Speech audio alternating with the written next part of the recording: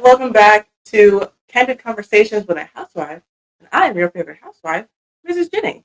And a very big welcome back because I missed last month. And so I'm already over here only once a month. So I really try to keep my once a month dates.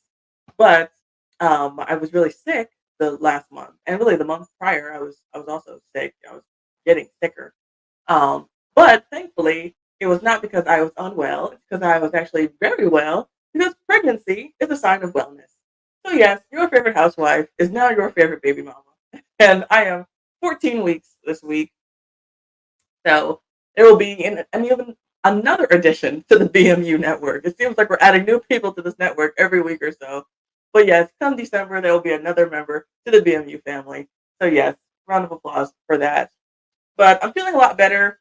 I'm in my second trimester now, so like that's when women usually start to bounce back and get their energy again. And I definitely haven't been experiencing that. I was having a lot of fatigue and just exhaustion. That was my number one symptom. Was just that I could barely keep my eyes open during the day. I would wake up and I would have to get right back in bed. But I have energy again. I can get up and go. I've been active back on my channel again, and so there's that. But today, for some reason, I'm having a sore throat. I don't know why. So if I sound raspier than usual, that's why. But I'm sure I'll be fine. So it's all good. However, today we're going to be talking about, of course, marriage. And I came up with this idea because I watch a lot of relationship content. I watch predominantly more content of men talking about the things that they like and things that they don't like when it comes to dating and marriage and just relationships with women in general. But you can't help but hear things that women don't like because women talking is usually what goes viral. That's what the mainstream puts in front of us. That's what we're expected to care about. What women want. We should know what women want, and we should just be capitulating to women every day. And so you hear a lot of this back and forth of, okay, this is why women leave marriages, and this is why men leave marriages. And women are so bad because they do all these things, and men are so bad because they do all these things. And one day it just dawned on me that, you know what? You both suck. Hey, Lost in Translation, good to have you. Thank you for welcoming me back. Feels good to be back. I hope I'll see you on Tuesday. And yes, and so it's not really a matter of this person is the enemy or this person is the enemy, but it's a matter of both sides need to do better, and both sides need to have a lot more mercy and forgiveness and understanding with each other, because we're both flawed. Both sides of a marriage, because that's primarily the angle that I come at this from, are imperfect. And so, men have their faults.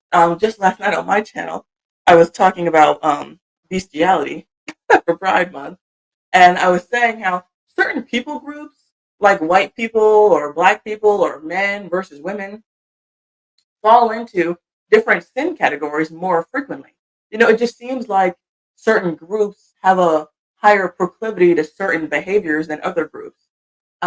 Whether that be cultural or, what have you. I feel like it has to be cultural because, well, at least part of it, like, of course, young people are going to have a certain proclivity to certain sins more than older people do, or, things like that. So I was talking about that on my show last night. But when it comes to men and women, men are just going to be more inclined to behaving certain ways and falling into certain sin pitfalls than women are, and women are going to have their own proclivities and different sins that they are more likely to fall into. And how can we remedy this? Not by having another podcast, surely, by us talking about it and complaining about each other more. That's not going to fix it. We fix it by each individual couple. You have to be the change that you want to see, and actually accepting our spouse for their flaws and for their shortcomings, because we know that they accept us for ours, and that's how we have a marriage. That's how we, do the dance of marriage. It's not a, marriage is actually a lot.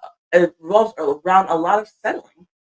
That's like a four-letter word to a lot of these women today. I would never settle. I can't settle. I have to just, get the absolute most.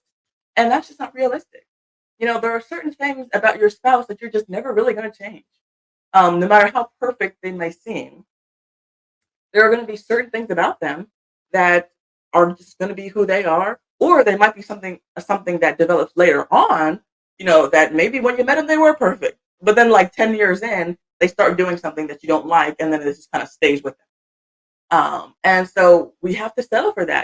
We have to just understand that people are imperfect, and we need to just, have grace and mercy for our spouse. Hey, Roller Scare Texas girl, good to see you. And I see Neil is in here. Yes, man. Shout out to Neil. Um, we're gonna talk about that, Neil. Hey, so people change, and we gotta roll with the punches when it comes to marriage. Marriage is not measured in years; it's measured in decades. And people, their beauty comes and goes, their weight comes and goes.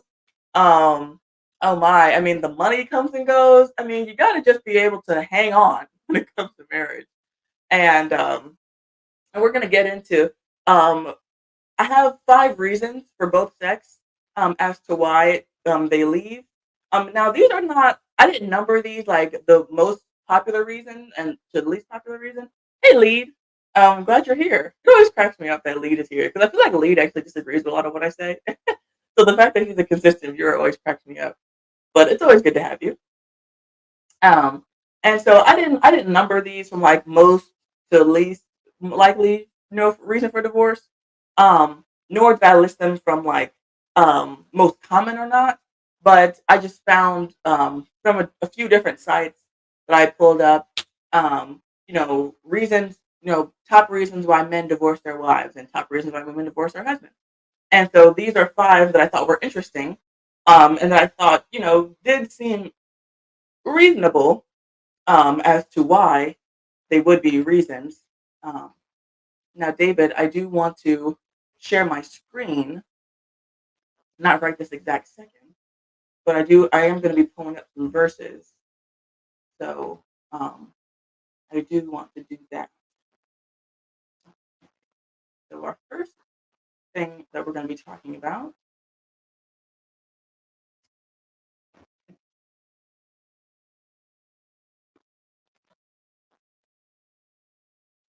Okay. So oh, perfect. Thank you. All right. So one reason. So first, we're going to start with men. The reasons why men leave their wives. And so one reason, a big reason why men leave their wives that I've found, especially from hanging around people on this platform, is lack of intimacy. And so lack of intimacy, can be a couple things, but I think we're all adults here, and we can understand that when we say lack of intimacy, we mean lack of intimacy in the bedroom. I like to call it the marriage building exercise. And so that is lacking in a lot of marriages. And that's a reason why a lot of men, they want to leave. And so for each one of my points, I have at least one verse. Some of them just have one, but other ones have a few verses to go along with them as to how we can help combat this thing. Because, of course, we're imperfect, our spouse is imperfect, and we should never expect perfection out of them. That would always be unreasonable and always be unfair. However, we should want to be as good as we can for our spouse. We're supposed to love them, right? Hello, anybody home? We should love them. We should respect them. We should want to do as much as we can for them. And so I'm gonna give a common reason as to why people leave. But I'm also gonna give a Bible verse that can, jog your memory and help you remind you of how to not fall into that trap of wanting to leave for that reason, because it is, a reason that a lot of people might claim.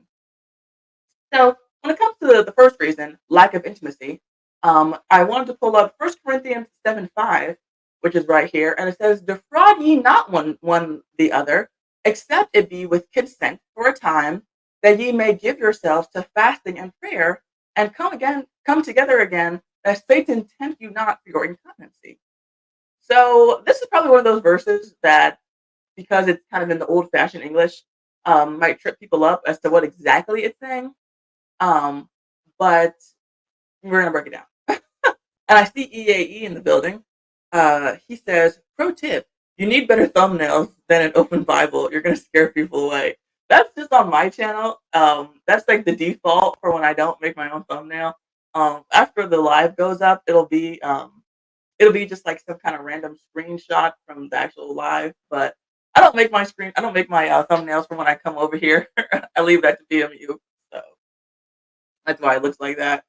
Um, but yes, and so what this verse is saying is, so when it says defraud ye not, it's saying, do not skimp out on your marriage building exercise in your marriage.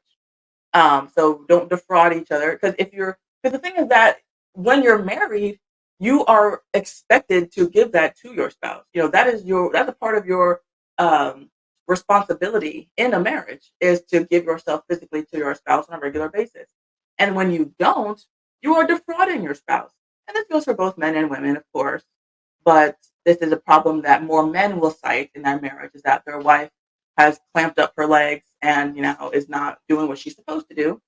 And so the Bible says here, to defraud ye not one another, except it be with consent for a time.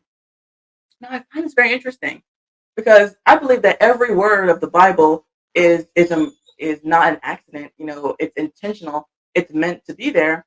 And so the fact that it uses the word consent, I find interesting, because in our crazy topsy turvy society, they'll say that, even in marriage, you have to consent to your marriage building exercise, which I find that literally insane. And the fact that the law recognizes marital grace as an actual thing is nonsense. I mean, put it, anybody can clip this. Mrs. Jenny does not believe in marital grace. Okay, if you're married, that the day that you said "I do," that is the day that you forever gave your consent. Okay, so I don't even believe in that as a category of thing. For me, it's like the exact same thing as, like, you get these Amber alerts in the middle of the night, and it's like, oh, such and such, Kelly Richardson is, missing, and she's like an 8-year-old girl, and she was last seen with, Mark Richardson, and they're in like a SUV. It's like, don't bring me into this domestic dispute. Like, your parent can't kidnap you. That's not how that works. Okay. So if the crazy mom is upset that the dad has the kid, that's not kidnapping. Okay. That's his child. That child would not be here if it weren't for him.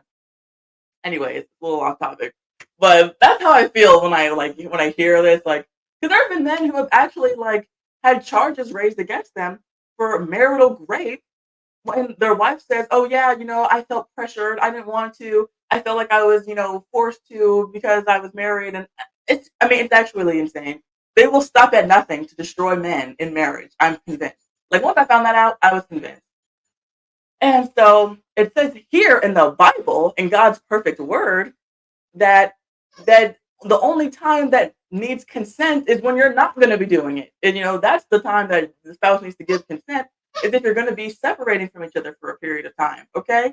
And so let us not get confused and our mind bogged down by our crazy Twilight Zone world that we're living in, and let's get back into the Bible and know what's actually true and how things actually should work in a marriage. And so anytime that your spouse wants to get together with you, they don't need to ask permission. They don't need to ask permission to touch on you or feel on you or get with you, because you're married. Okay.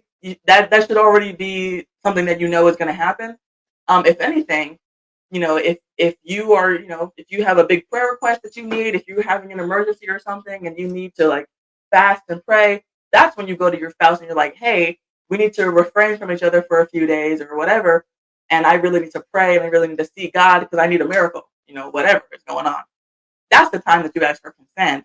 And so don't listen to these feminists, because they'll lead you straight to the divorce court, is what will happen. Anyways, so there's that part of the verse. EAE says, so a man still needs permission from his wife, otherwise it's rape. Yes, yeah, that's what the law says. I don't know if that's for every state. I'm pretty sure it's not in every state, but in most states, I think it recognizes marital rape as a thing that can happen. Neil says, wait, so you don't need to ask permission to take a bite of my steak? I don't know about that. Listen, Neil. Hey, like I said, we gotta roll with the punches when it comes to marriage. It's so funny that you say that. Getting a little sidetracked, but that's okay. Hey, I haven't been here in a while. I'm gonna sit. I'm gonna kick back, relax. Who's time? Who's keeping time? It's funny that you say that, Neil, about the steak, because in my marriage, like I feel like online, it's always like the wife eating off the husband's plate. Like you guys go out to eat, and then you're like, "What do you want?" And she's like, "Nothing." And then instead, she's like eating half of yours. Like I feel like that's the trope online. My marriage is the exact opposite. Like I never ask my husband what does he want, and he says nothing. So that doesn't happen. But anytime we go out somewhere and we both order something, he'll always ask for mine. Oh, hey, through the fire. Didn't I see you the other day? Were you on CT's channel or were you on Risky's channel or something? I feel like I saw you recently. So hey, good to see you. Um, but yeah, like and literally we could order the same thing. Like we could order actually the exact same thing in a restaurant and he'll still want a bite of mine. And I'm like, get away from me. Oh my goodness. It drives me nuts. And he'll always say, husband tax, I gotta take the husband tax. Taxation is theft. Get away from my food. Neil says, exactly. I'm like a damn lion with my food. My wife doesn't uh she doesn't do it deliberately. Oh, she does do it deliberately to piss me off. Oh my goodness. What is wrong with people? Now see, I don't know, because I assume that because I'm the youngest and my husband is the oldest. So I feel like when you have that sibling dynamic of being the oldest, you kind of just expect to like reign over your siblings, with an iron rod. And so he's used to just taking what he wants, I guess. And I'm the youngest, so I'm used to getting whatever I want. And I'm like, I want my full plate of food. You better get away from me. So, anyways, but yeah, I just find that so funny how our marriage is like the exact opposite. Like one time I was at church and the pastor, it was before like church started, and he was talking to a few of us, and he was like, he and his wife never share food. Like they don't like the idea of sharing food. Like I don't know, I don't know why they were like that, but he was like, yeah, like I don't know, the idea of sharing food is nasty to us. I was like, oh wow. And I was like, Mario doesn't want food unless I've taken a bite of it first. That has the extra special sauce that he needs. Neil says, "Yeah, I usually eat the rest of my wife's food because she never finishes it. Maybe I'm a hypocrite. Oh well, we'll see. You might be the pot calling the kettle black. I don't want to get into it, but it's possible. But yes, and so back to the verse, it says that you may give yourself to fasting and prayer. So that's the only reason that the Bible gives of a legitimate reason for withstanding your marriage building exercise. And it says, and come together again, that Satan tempt you not for your incontinency. And so, yeah, the reason why you only consent to being apart is because you don't want the devil to tempt you, and of course he's going to, especially if you're a man. And I feel like, the Bible is written to everybody, but I feel like this verse specifically is written to women because men usually have a higher libido, they have more testosterone, and they will feel the time, the distance of time more than a woman might, if you guys go long periods of time without having your marriage building exercise. And so you don't want the devil to tempt you. Another one of the reasons that we have for both sexes as to why people leave is for adultery. And of course, not being with your spouse physically is not a legitimate excuse for them to step out of the marriage. I'm not gonna say, that it is. Um, but you want to be wise, you want to be prudent, you don't want to be foolish, and so you want to do whatever you can to make your marriage as strong as possible. So don't do things that'll push your spouse away. I think that's just common sense. And so if you guys are not coming together on a regular basis, then it doesn't justify them stepping out of the marriage, but it gives them understanding. I mean, because in a perfect world, you're not supposed to be with anybody before marriage, and you're not supposed to be with anybody after marriage. If you guys were to divorce, but that wouldn't be part of the perfect marriage.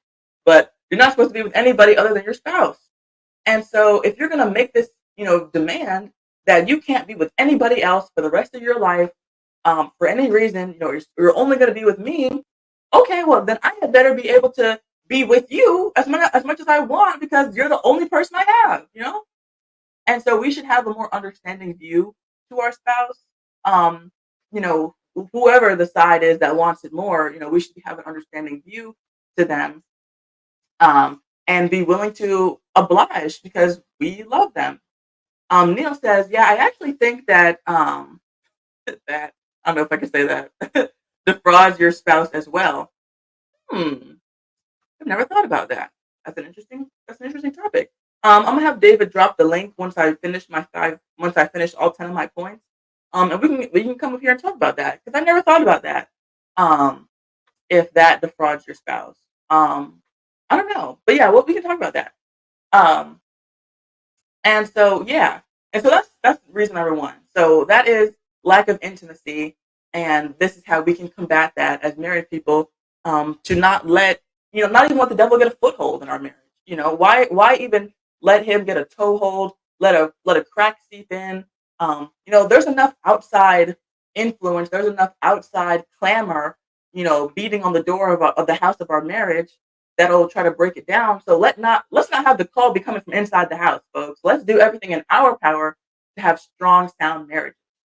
And so we need to be intimate with our spouses regularly. And so that's that point.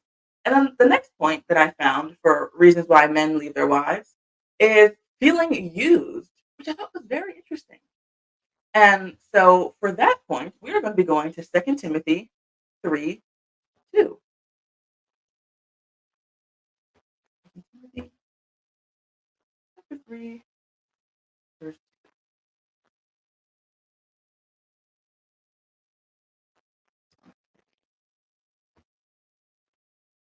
And so, um, I mean, like I said, the Bible is written to all people, but I thought that this was especially poignant, being that we are living in the last days, um, because this verse, Second Timothy 3:2, says that, well, going from verse 1, it says, this know also that in the last days perilous times shall come.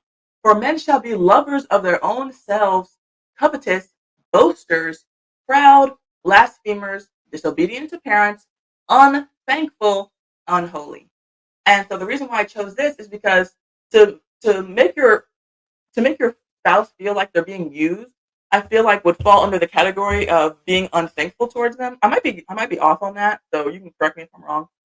But I feel like, if your spouse feels like they're not being appreciated, they're not being heard, you're taking them for granted, you're being entitled, then I feel like that stems from a lack of gratitude, a lack of appreciation on your part. That's what I would say. So that's why I brought this verse up. I'm preaching out. Uh-oh. William's not gonna like that in the comments. But yeah.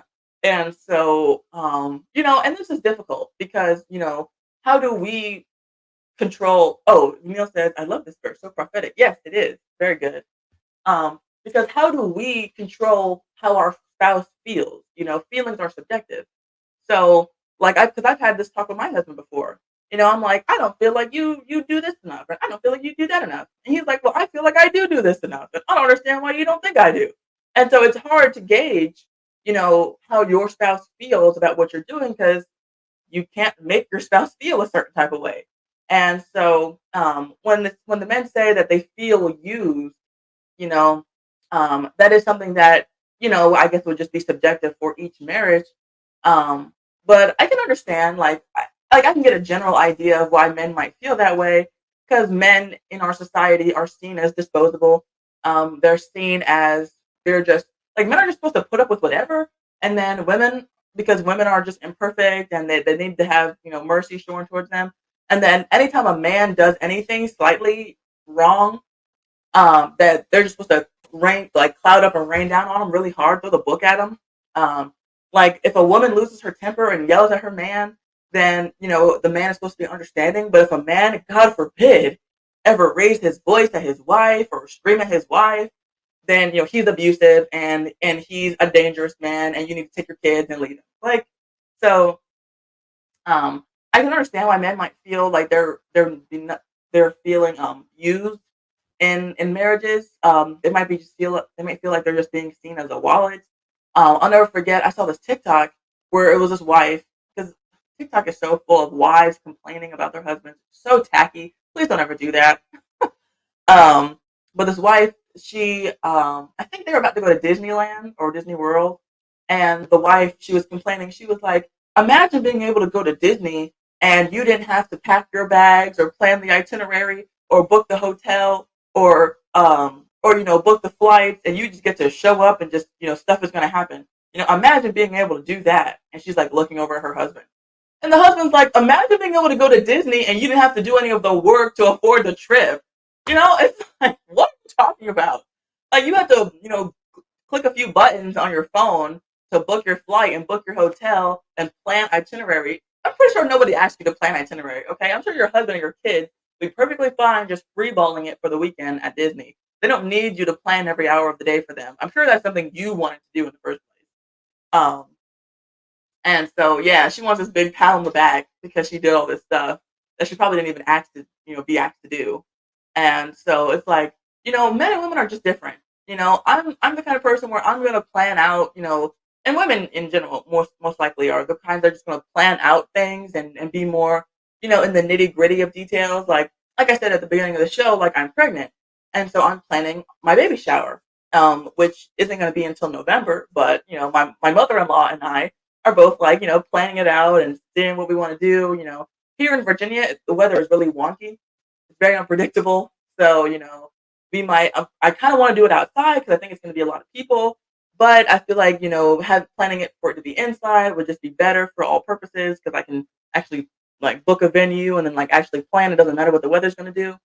But, it's up in the air. And so stuff like that. Like women like to do stuff like that. Men don't like to do stuff like that. And so expecting a man to take the initiative to plan something like that or just be thoughtful in that way. And I don't want to say like men aren't thoughtful because they are. It's just in their own way. And it's like we can't always try to force men into the box that how women do things. Like I think I've mentioned her before on this channel, but there's this podcaster. Her name is Suzanne Venker, and she's an author and she does talks and whatnot. And she has a tagline for her show, and it says that men and women are equal in value, but wildly different by nature. And that's true. And so it would be very unfair. It's very unfair for women, all these wives online who complain about their husbands for not acting in a way that is just not really natural for men to act and not, they're inclined to act. Um, it's just as unfair for that for my husband to expect me to show him love in a way that is more natural for a man to show love. Like, I'm not that's not me. And so you can't say that, oh, this person, isn't treating me right and doesn't love me because they're just not showing you love the way that you would prefer to receive it if they're, still showing it to you. And so, um, friends, we need to be mindful of how we feel in situations. So just because we feel a certain way does not necessarily mean that it's true. So if you're a man out there and you're feeling used in your relationship, I'm not saying that you're not being used because it's possible. But I'm saying that how you can't control other people. But the only thing that you can control is how you react to situations. And so, talk to your wife about it and see if you can get anywhere, in that front. And if not, then just try to have a better attitude and just let it know and just know that God sees all and He's the Almighty scorekeeper.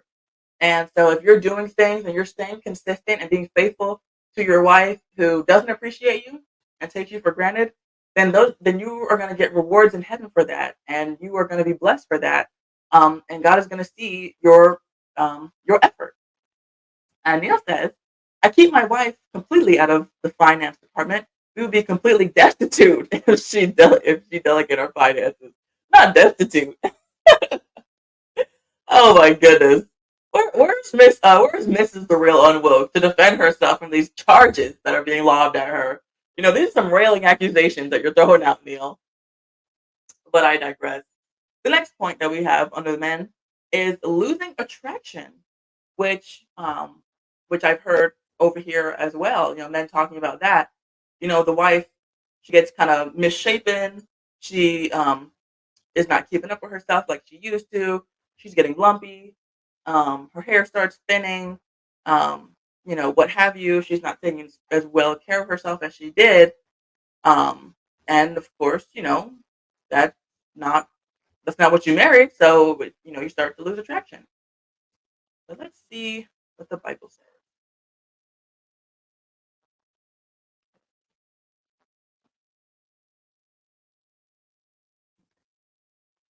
And so here we are, we're in Proverbs chapter 5, verses 15 through 20. Um, and so talking about losing attraction in your spouse, this is what the Bible has to say about, I believe, being attracted to your spouse. And it says here in verse 15, drink waters out of thy own cistern and running waters out of thine own well. Let thy fountains be dispersed abroad and rivers of water in the streets. Let them be only thine own and not strangers with thee. Let thy fountain be blessed and rejoice with the wife of thy youth. Let her be as the loving hind and pleasant roe. Let her breast satisfy thee at all times, and be thou ravished always with her love. And why wilt thou, my son, be ravished with a strange woman, and embrace the bosom of a stranger? And so I believe that this passage is kind of comparing your wife to like a stream or a fountain. Um, and so yeah, and it says, and I like how it says in verse 19 that let her breast satisfy thee at all times. Because I'm sure in the beginning of the marriage that's not a hard sell. I'm sure that's an easy thing to do. But 4 kids in, her breast might not look as good as they used to. That's just how life goes. And the years aren't always so friendly to the body and gravity and whatnot. And so it's saying here that when your wife gets older, because like, and that's another thing. Men and women are different. That's just objective. People, they want to fight and they want to scream at God because men and women are different. But at the end of the day, it's just how it is. And so women are seen to have more value with how physically attractive they are. And men aren't really criticized and scrutinized in the exact same way for getting older, getting gray, getting wrinkles, kind of sagging a little bit. This is why we have the term the dad bod, because it's not seen as, unpleasant for a man to get kind of soggy in the middle, as it is for a woman. And, people don't like that. A lot of women, they fight back that, say that's patriarchy and misogyny or whatever. But that's just how it is. Whatever buzzword you want to put on it, it's just how it is. And so, and being that men are more visual, it might be easy as you get older, and see your wife as she gets older and she's not as young and spry and plump and ripe as she used to be. And you might feel tempted to want to, go embrace a strange woman and go embrace the bosom of a stranger. But we have to fight against that. Resist the devil and he will flee from you. Let me tell you, the strange woman, she is an agent of the devil, okay? And better men than you have failed by messing around with a strange woman, okay? The Bible. I don't have that in my notes, but it talks about how like her lips are smoother than oil, and she looks so good and she sounds so good and she smells good and it's all attractive. The whole thing is attractive and alluring, but at the end it's gonna strike like a dart through your liver. I think that's what it says. And so, yeah, just men, you guys have to be strong in that area. And I think that as men get older, their libido goes down and their sex drive goes down. But it might be marginal. Um, but yeah, that's just something that usually men are going to have to be more on guard about, is keeping that pleasant eye towards their wife as she ages, and the time has its way with her body. And so yeah, men, that a reason why a lot of men leave their spouse is for losing attraction. And so I heard in a video where a man was saying how he was married, and he is married, not was, and he was saying that it's not a bad thing for a man to want to expect his wife to go to the gym and keep herself up. But if you're the kind of man who believes that I'm the man and I'm the head of the household, which you should believe that that is the way it's supposed to be, then you should lead by example. And if your wife is getting soggy and needs to go to the gym, then it wouldn't hurt for you to go to the gym. And you could lead by example, and you should start going and invite her and bring her, and do like maybe do a class together and encourage her to want to go and want to get her into it and make her more excited about it. Or if you want her to stop eating so many Twinkies and drinking so much Kool-Aid, then you need to stop consuming that stuff, and you need to eat some more steak and eat some more cauliflower and be a little bit more lean in your diet if that's what you want from her. And so whatever it might be that you feel like she's slacking on and that she needs to tighten up about, you're probably doing the same thing because you guys are together. And so you should tighten up on that. And you'll probably find that she'll be more inclined to want to do better, especially if she sees you go to the gym and you eat better and you get fine and you have people start looking at you and she's like, wait a minute, what's going on? And so she might be a little envious, and that might be the motivation that she needs to want to get it in gear.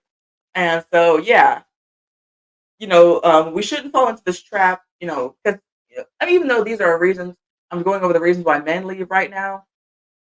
Um, these are a woman could feel the same way. A woman could get to this point as well.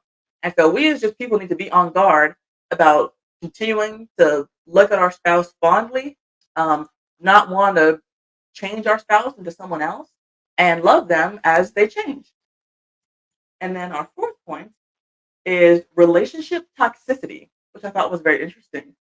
Um, this is another reason why men leave their spouses is for relationship toxicity. And so we are going to stay in Proverbs. As you see, most of these are in Proverbs. And Proverbs literally says that it's written to make the simple wise. And so if you're simple out there, then you need to be reading your proverb every day. And so you can be less simple and get some wisdom under you. And so here in Proverbs 15:17, it says, better is a dinner of herbs where love is than a stalled ox and hatred therewith.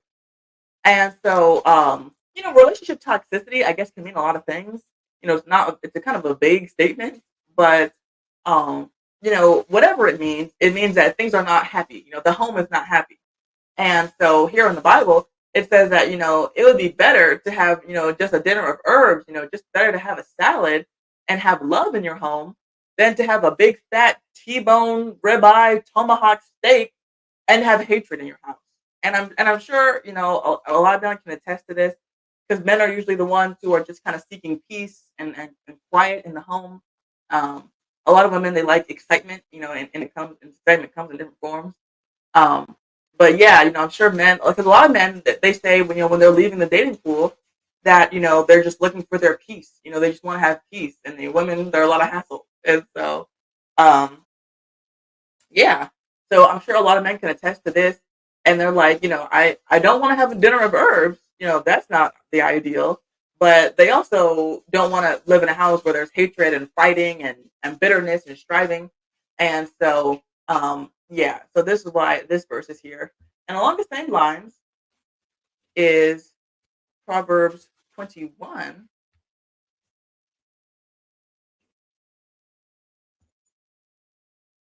verse 9.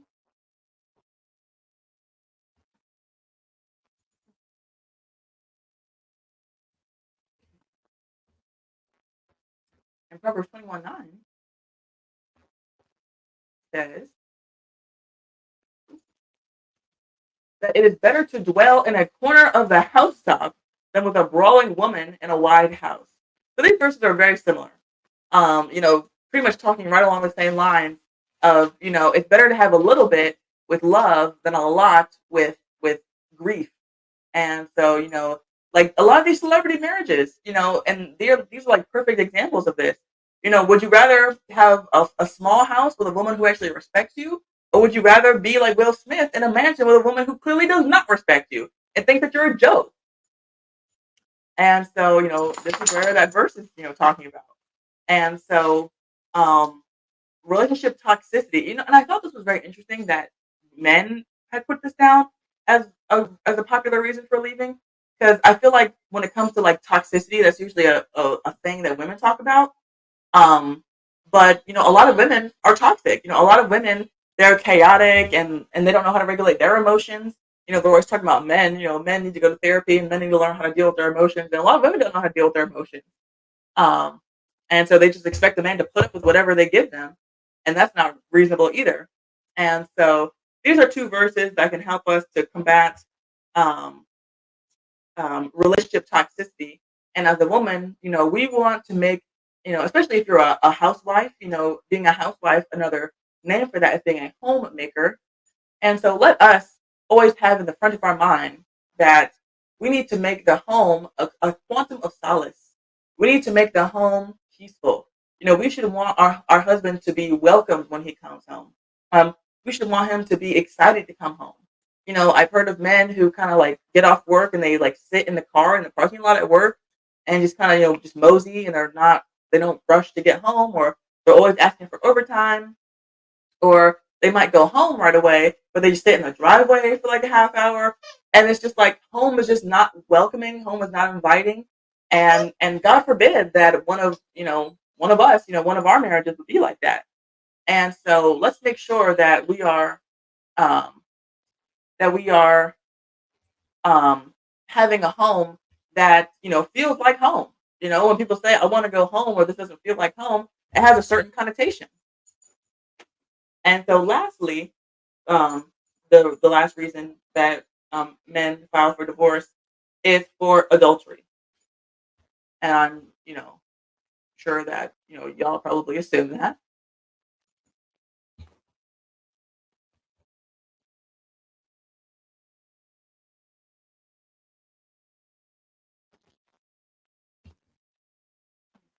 Leviticus 20.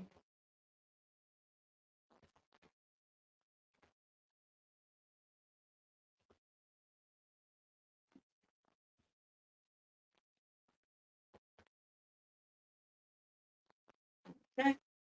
And then, so I thought this was a really good verse to talk about adultery, because once again, in our modern crazy world, um, we have this phenomenon of swingers and people sharing spouses. And I've never heard a pastor talk about this in regards to this verse, but I feel like the correlation could be made.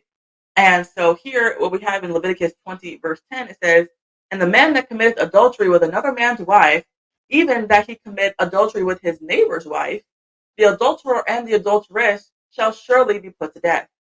And so we live in a society where adultery is not even like, it would be, people would be horrified if you said publicly that adulterers should be put to death, like the Bible says.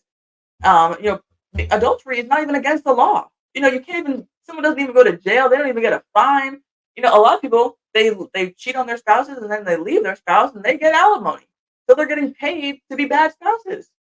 And so in God's perfect order, people, they would get the death penalty for cheating on their spouses. And it's very serious. And so we as Christians, we as people who care about marriage, this should be one of our highest priorities, is to make sure that we are never falling into the trap. We are never even getting within arm's reach of the guardrail of adultery. We want to stay as far away from that evil, wicked sin as possible. There's only there's like a handful of sins, that are crimes that are worthy of the death penalty according to God. And this is one of them. And so whenever we hear about adultery, our ears should perk up. And we live in a society that, like I said, doesn't condemn it, but, exalts it and glorifies it and thinks it's hot and sexy and cool. And, there are so many shows and TV shows and movies that talk about it and glorify it and make it seem like it's something that you want. Like I remember, I think I was in like maybe early high school or late middle school when that show Scandal came out, and that was like every black woman's favorite show. and the show was about adultery. Like the scandal that the show was named after was like this woman who worked for the president having sex with the president. And it's like, this is filthy. Why are we showing this on mainstream television? And it's like, we live in a society that does not take marriage seriously. And so I always say, of course, same-sex marriage is an abomination, and no one in their right mind would ever stand for it. But, marriage was already destroyed and bastardized before the queers ever got a hold of it, friends. When no fault divorce and when adultery became cool and sexy and acceptable in our society, marriage was already down the tubes. And so who cares, to an extent, I guess you could say, whether or not we allow homos to get married too, because marriage was already meant nothing. It was already just a piece of paper by the time they got to it. We had already bastardized the union of one man and one woman in a covenant before God and their peers. to be faithful and loving to each other till they both, for as long as they both shall live, you know, that was already down the tube by the time they came along in 2015. And so, yeah, but we as Christians, we should be serious about our marriage. And the reason why I brought up how swingers in regards to this verse is because I think it's very interesting how it says that, um, and the man that committeth adultery with another man's wife, even he that committeth adultery with his neighbor's wife. I don't know. I was just thinking that maybe the reason why it even clarifies committing adultery with your neighbor's wife is like, even if you're committing adultery with someone's wife and they say it's okay, like they say that it's all right, because that's really just what swinging is. It's just consensual adultery. It's still adultery, okay? Whether or not you guys agreed upon it doesn't stop it from being adultery. That's just the category of action that it is. If a married person is having the marriage building exercise with another married person, it's adultery. And so just because, the husband and the wife, are like, oh, it's cool, it's fun, it's it's kinky, it's great, that it still doesn't make it right. And so I think that's why in the beginning it says if you commit adultery with another man's wife, that's like giving the connotation of like behind their back. But it says even if you commit adultery with your neighbor's wife. So, even if even if y'all think it's cool and y'all think it's fine, it's not fine. And y'all still need to be put to death. That's just my interpretation. I could be way off. And so I wouldn't get dogmatic about that. I was just thinking that when I was reading it. So I thought that might be just another application for that verse, but I could be off. And so there's that. And then so I wanted to do that one last because now we're going to jump into the 5 reasons for women filing for divorce. And the first one for that, I wanted to do adultery as well, because of course that was going to be on both lists. And of course, this verse applies to women just as much as it does to men, because the wife should not be consenting to allowing, her neighbor's husband to come on to her.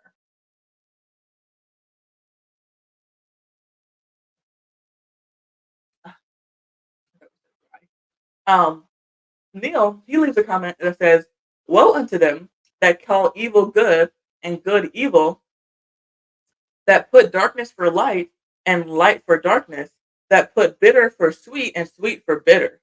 Yes. And so that is what is going on when these people are swingers, and when people, say that adultery is okay. Because I think France has a really big problem with adultery. Like that's something that goes on a lot over there.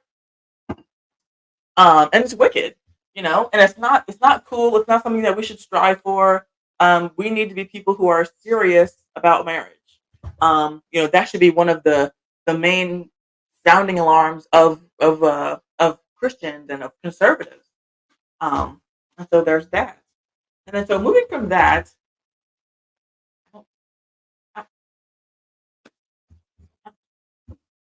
dog sitting, and the dog is in here making a bunch of noise. Um, and so yes, moving from that. So number one, well, in our list that is not in a specific order. Number one is adultery for reasons why women leave. Number two is financial constraints. EAE, he says, Ginny, if I had a friendly attraction, oh, a friendly attraction, attractive, oh, I think you mean to say a friendly, attractive female neighbor who liked to come over and play video games with your husband. Oh, I think you mean to say if you had, with your husband, would you allow it? No, I would not allow it because oh yeah, it's okay. I see it was a typo. No, I would not allow it because, like I said it before, we don't even want to give the devil a foothold, and so that would be giving the devil a foothold. I would not allow my husband to have some woman over, playing video games, by themselves. I mean, if he was at an arcade or something, or if he was at a party or at someone's house, there was a bunch of people and they were all playing video games. I mean, sure, that's just the setting. But to have some woman come over or he going over to her house and just the two of them, I mean, that just that just sounds absurd. I mean, I would never allow something like that, and I wouldn't expect my husband to want me to do something like that, or expect me to allow that, and I would never do something like that. I would never say I'm going to go over to this man's house and we're going to have a one-on-one Bible study. I mean, that just sounds like a plot to some kind of X-rated film or something. I mean, come on, this is not. We people need to be wise, and a lot of women, they thrive off of what's that term? Um, what is it? Reasonable doubt. I think that's the term I'm looking for. A lot of women, they thrive off of reasonable doubt, and they want to play coy and they want to play dumb. Like, oh, he's just my friend. You're just being insecure. There's nothing going on between us. He's like a brother to me. All these buzzwords to try to get men to lower their guard down around other men with their woman. And then, however long it takes, but usually it does happen at some point where that guy becomes an issue in their relationship. And so don't even, let it happen. Don't even, you know, start playing with fire. Because that's what you're doing, is that you're playing with fire. And my husband and I, we have, full open communication. Like, we know each other's phone passwords. He's welcome to look at my phone anytime. Well, anytime I'm not on it. like, like if you were to ask me to have my phone and I'm like in the middle of watching a video, if I'm in the middle of doing something, I'd be like, no, get away from me. But if I'm laying down and he, wants to see my phone, he can see my phone. Like, if I'm like laying in bed or if I'm like doing something where I'm not on my phone and he just picks it up for whatever reason, doesn't even have to ask me. If he just picks up my phone and just starts going through my phone, he needs to look up something or whatever, he's free to do that. It's open game. I don't have anything to hide. The truth fears no scrutiny. And so, that it should never be something like that. And so, like, if you want to have this woman over by yourself, why is that? Why would you want to hang out with her outside of me? Why would you want to hang out with her when I'm not around? That sounds fishy. Alarm bells need to be going off. Neil says, what if she wasn't that attractive? Even still, okay? Because let y'all tell it, a woman doesn't even need to be that attractive for y'all to want to start thinking things. Because, all a woman needs to be is just better than your left hand. Because that's what I hear from these male podcasters, is that, a man can cheat on a woman who doesn't even look as good as their main woman. And it's not about how she looks. It's about the fact that she's just, someone different. So I don't care if she looks like a foot. She's not getting anywhere near my husband when I'm not around. And all God's people said amen. And so our next verse that we're going to go to is Proverbs chapter 30, verses 8 and 9. And we're going, like I said, we're going back to Proverbs, making the simple wise. 30.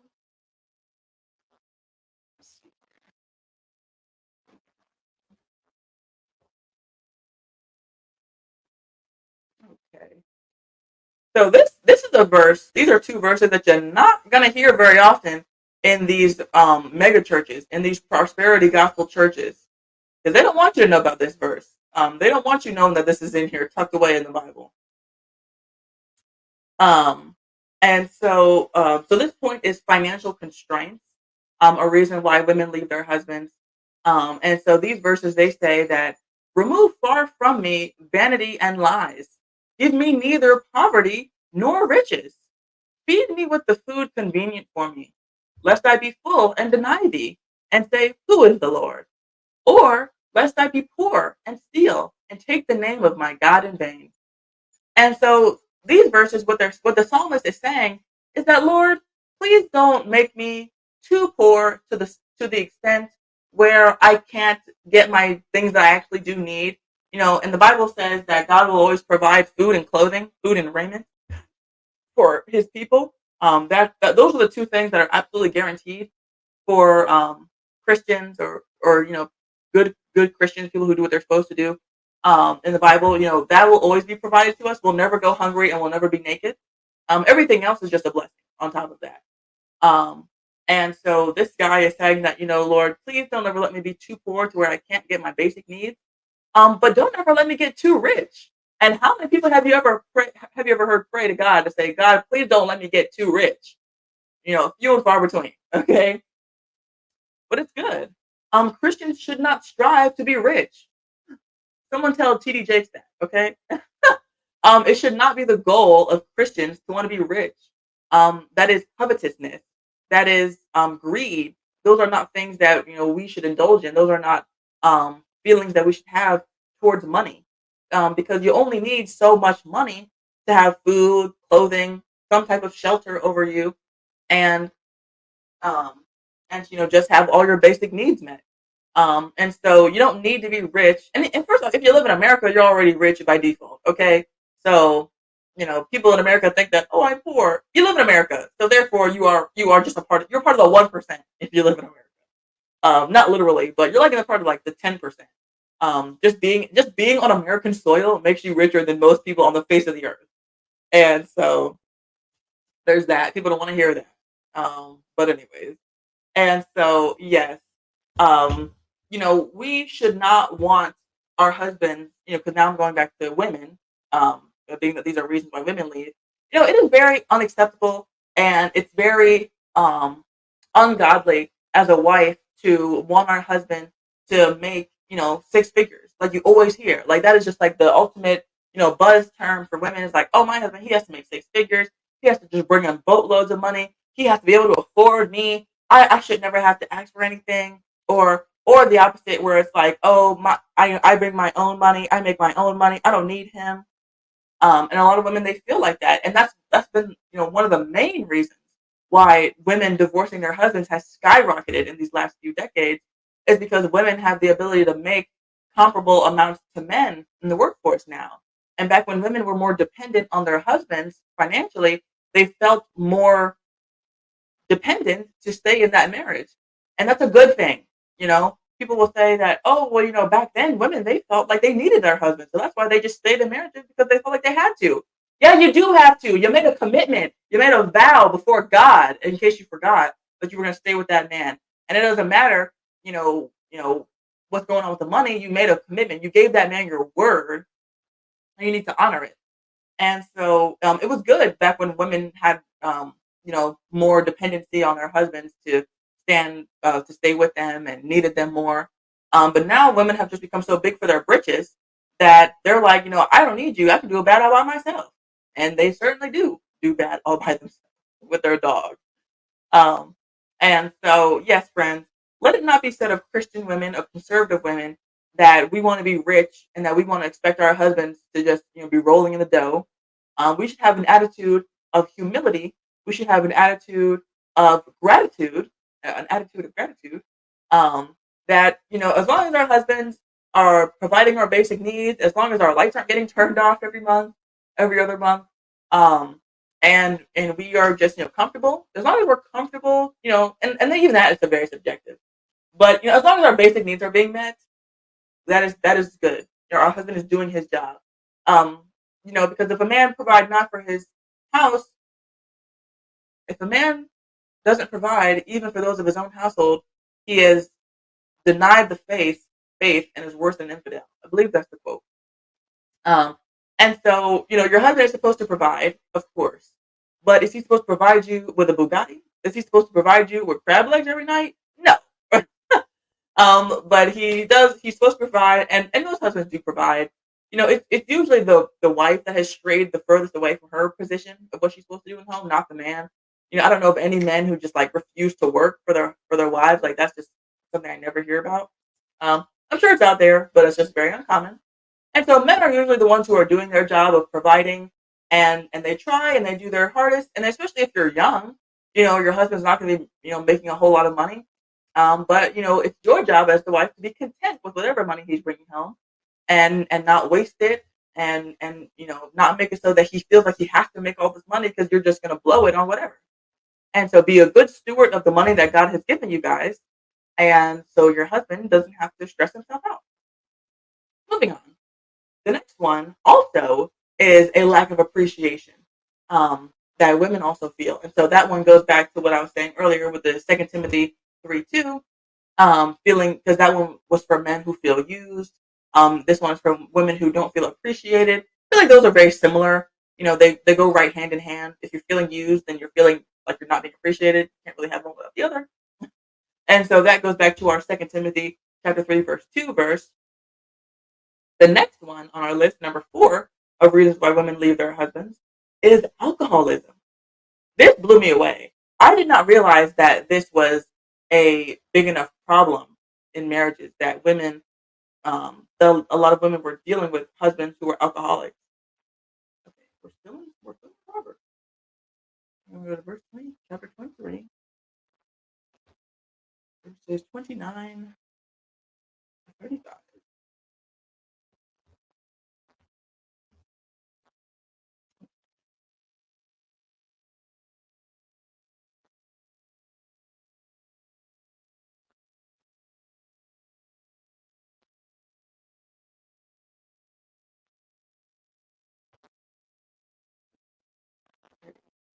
And I see something going on in the comments.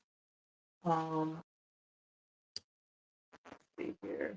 Okay, EAE, he asked, why do so many people have so many different conclusions when reading from the same text source?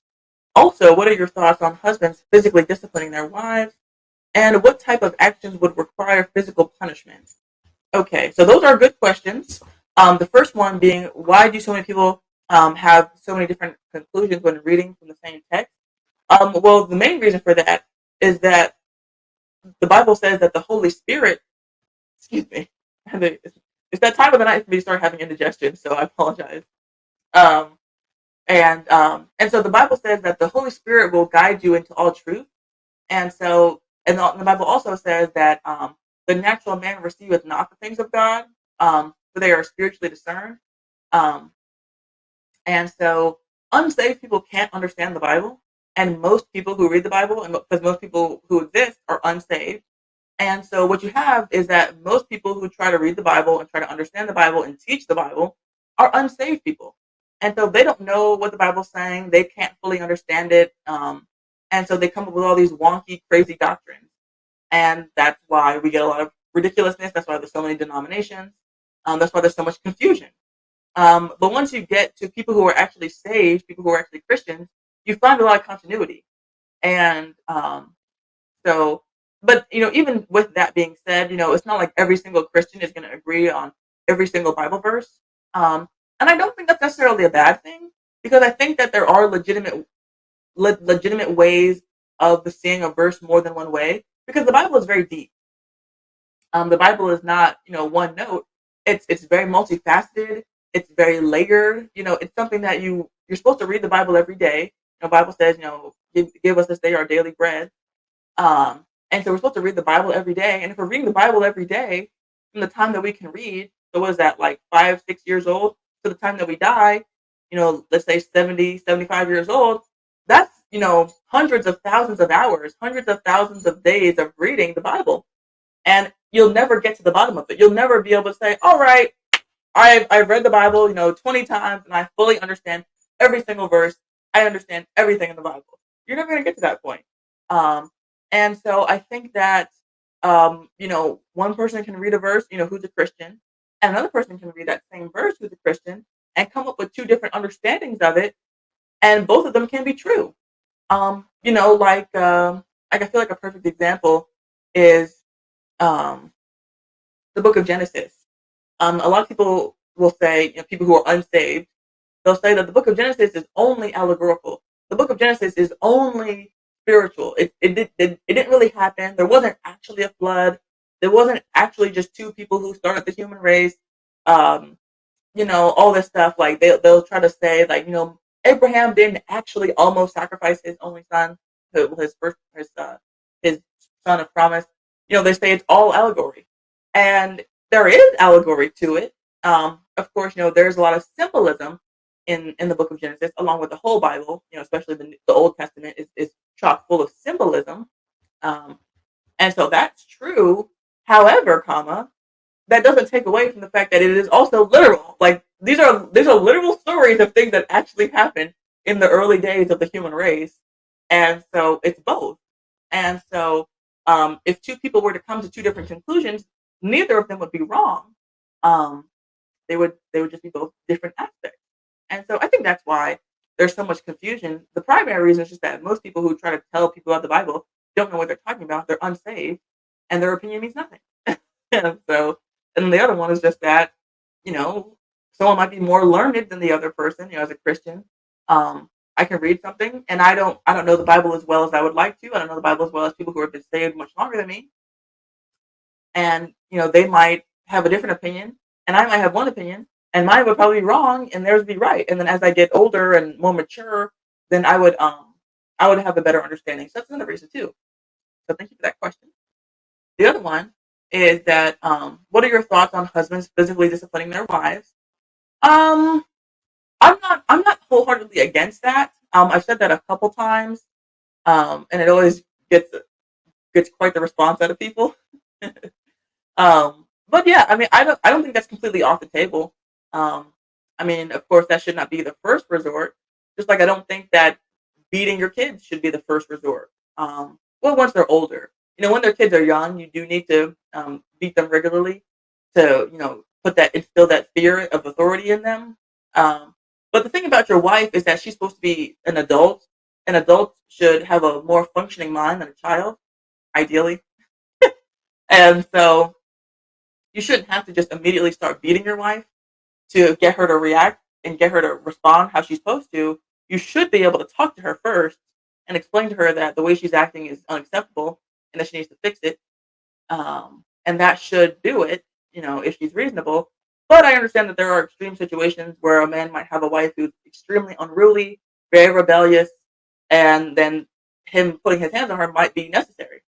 And so I don't take that completely off the table.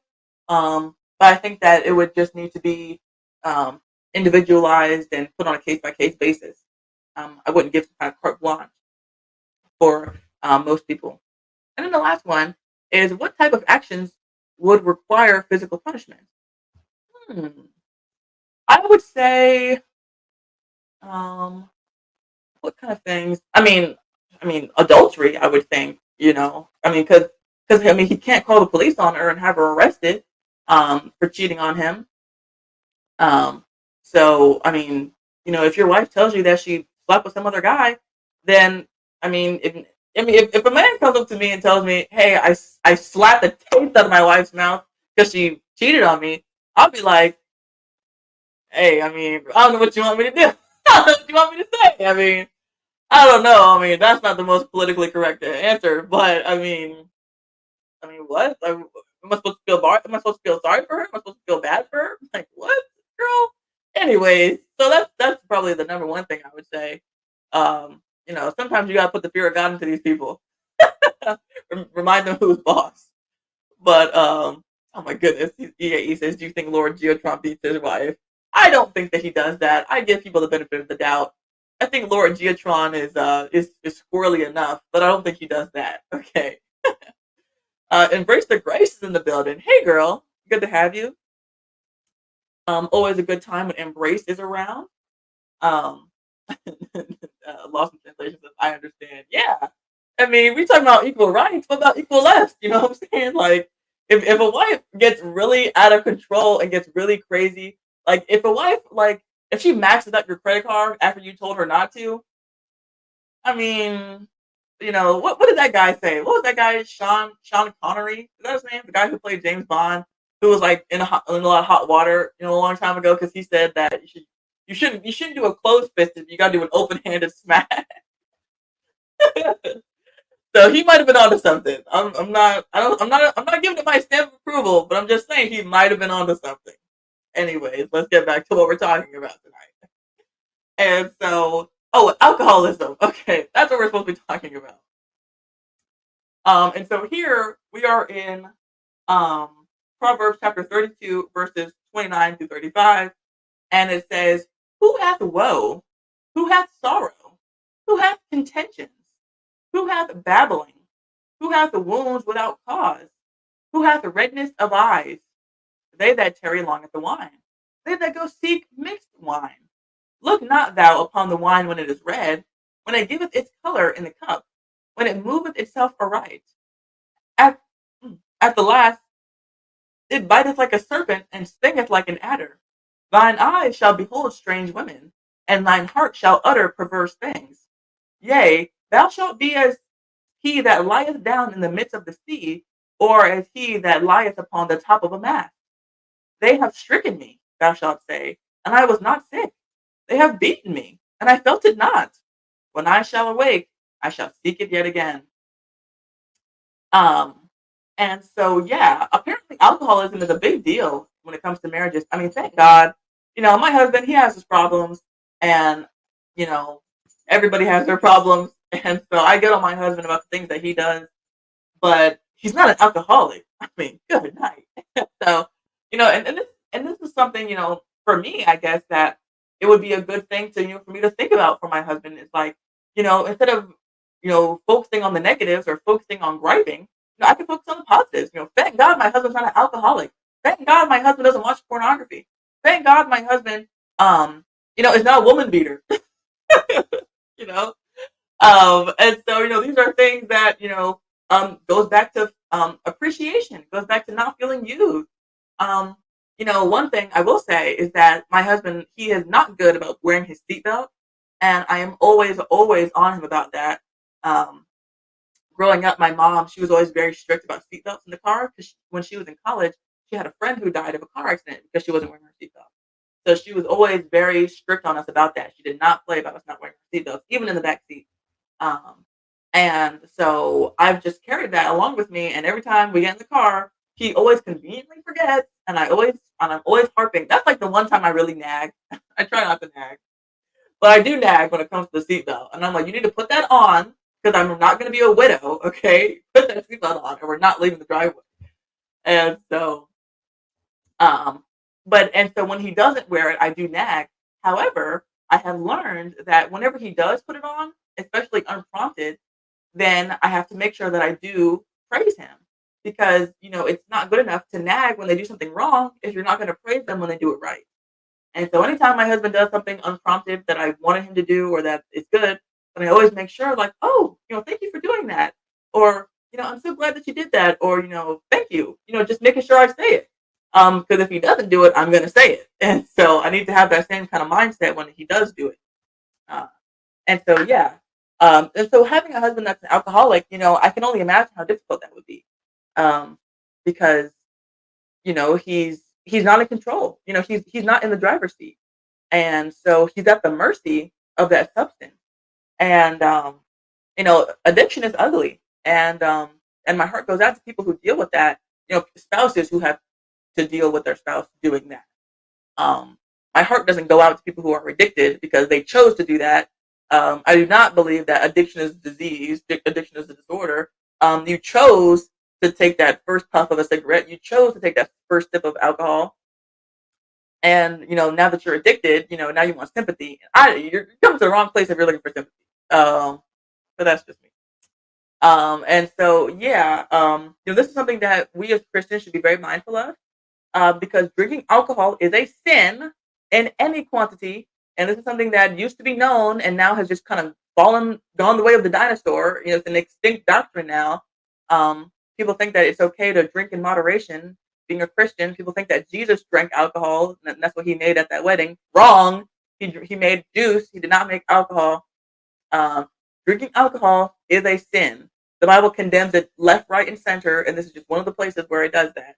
It says, in 31 that look not upon the wine when it is red.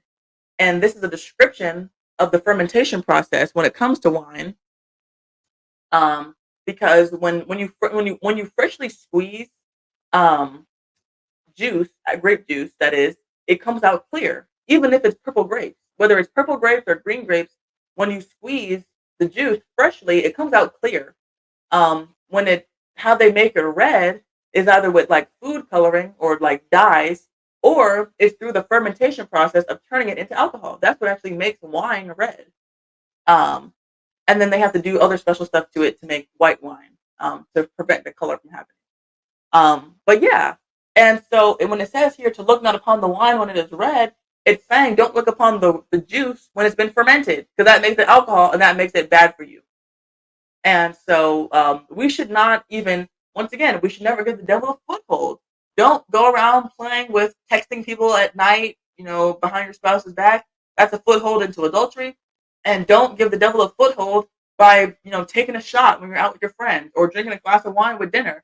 It is dangerous. It is a slippery slope when it comes to these things, especially when it comes to addiction. And so, and people are different. People don't know what they're going to get addicted to, because if you've never tasted alcohol, and most of us have tasted alcohol. Like even I've had alcohol before. Back when I was backslidden, I would drink when I was out with my friends. And so if you have never tasted it, however, then when you're in a depression or when you're in a really low state, that's not going to be something you're going to think to turn to because it's not something you've ever experienced. Um, because even if you have good control over your alcohol right now, who's not to say, who's to say that when you get depressed, when something horrific happens in your life, that you might, turn to that because that was always comforting. That reminds you of the good times. And then, and then 6 months later, you're addicted. You wake up and the first thing you do is take a shot of alcohol. First thing you do is go grab the hypnotic when you're feeling down. And now you're trapped in addiction. And my uncle, he didn't come up with this quote, but he told it to me, and I thought it was really good. I've always remembered it. And it says that the chains of addiction are too weak to be felt until they are too strong to be broken. And what that means is that you don't feel it. You don't notice when you're becoming addicted to something. You still think that you can stop whenever you want. You don't realize when it's getting a grip on you until you can't stop. And so just don't even bother. Just leave it alone like God told you to. All right, moving right along. We're at our last point because once I finish this point, then I'm gonna drop the link so people can start coming up here and chiming in because I'm excited to hear what you guys have to say. But the last one is long distance, which I thought was very interesting as well. And so I just have one verse when it comes to this because I mean, I don't think the Bible talks about this in great length, but maybe it does. But I'm just not thinking of more verses. But Revelation 24, verse 5, kind of talks about this. And so,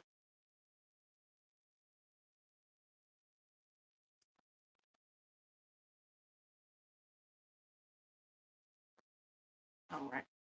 And so the context of this is that it's talking about when a man goes to war. And so the reason why I wanted to bring this verse up is because I live in coastal Virginia, like I've mentioned before. And here in coastal Virginia, we have the world's biggest Navy base. Um, and so I see a lot of military people. This is a very heavily militarized area. And so you can't throw a stone without hitting a military person. And so when I thought about this, when I thought about the idea of long distance being a reason why women leave marriages, of course, I thought about deployment. I thought about being underway, being out to sea, and being gone for military reasons. And so, and how it correlates with this is that it says that when a man hath taken a new wife, he shall not go out to war, neither shall he be charged with any business, but he shall be free at home 1 year, and shall cheer up his wife which he hath taken. And so this verse is just good advice for the home and for the strength of the marriage. And it's that when a man is a newlywed, you can't be shipping him off to Iraq for 6 months. You can't be shipping him off to Dubai for 8 months.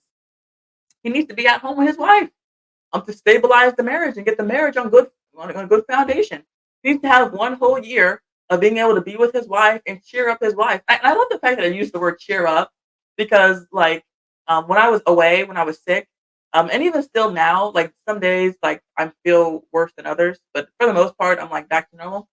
But when I'm down, like if I'm having a bad day and I'm at home and I'm just not feeling well, or if like I get some upsetting news or something, like just like hearing my husband pull into the driveway and hearing him open the door and close the door and then like seeing him when he comes in, like that cheers me up. That just lightens my load, that brightens my day.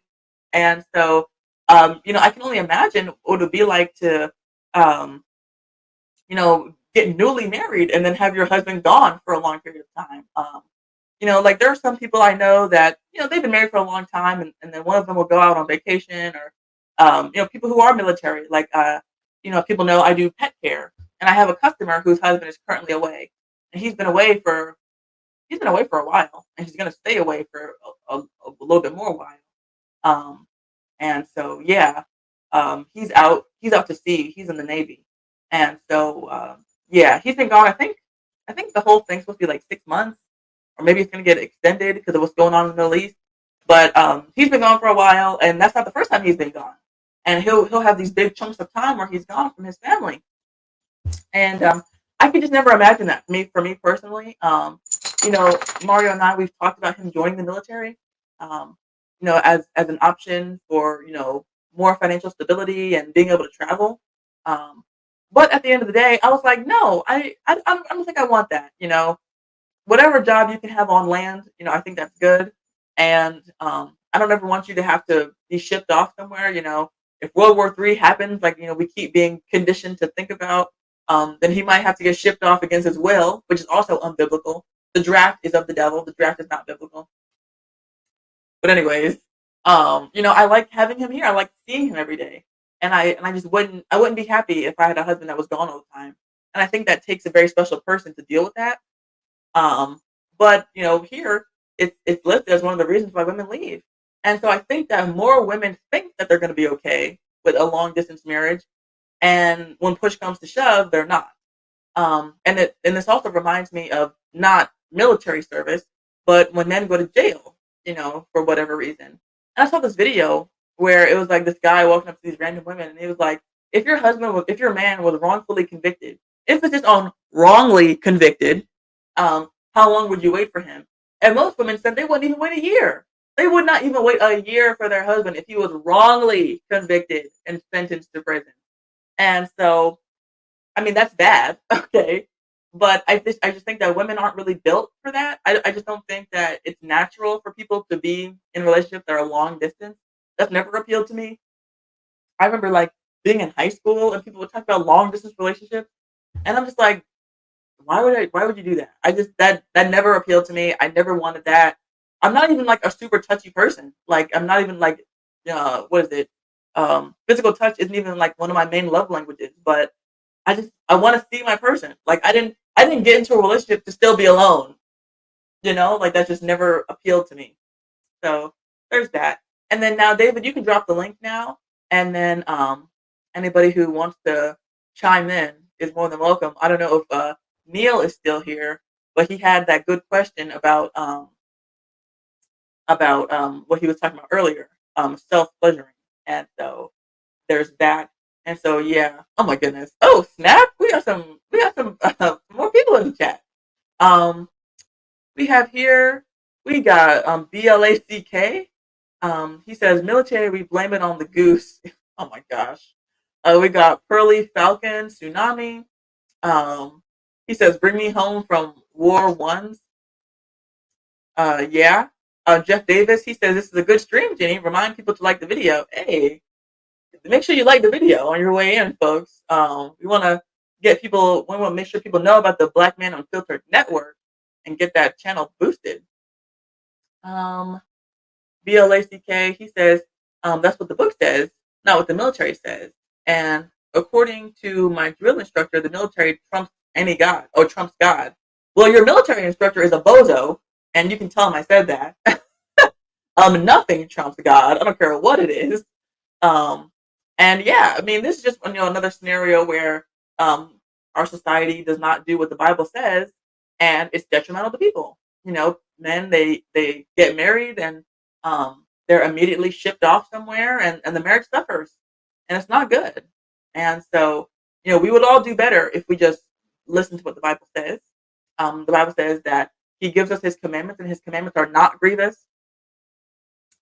Mavid, he's here. He says, "Is food safe? I see a lot of fats these days. I don't want to get addicted." Just joking. Oh my goodness. But that's a good point. Even though you're not being, totally serious in that regard. But yeah, I mean, certain foods can be addictive.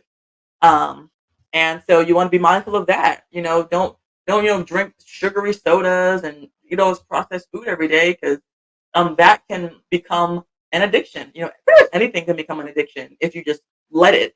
If you just let it get that out of control. And so we want to be mindful of that. And so Wendy's in the building. We got Wendy from overall back on my channel. Hey girl, good to have you again. Always good to see you. And oh my goodness, EAE says, when are we getting the alien show? Hey, good things come to those who wait.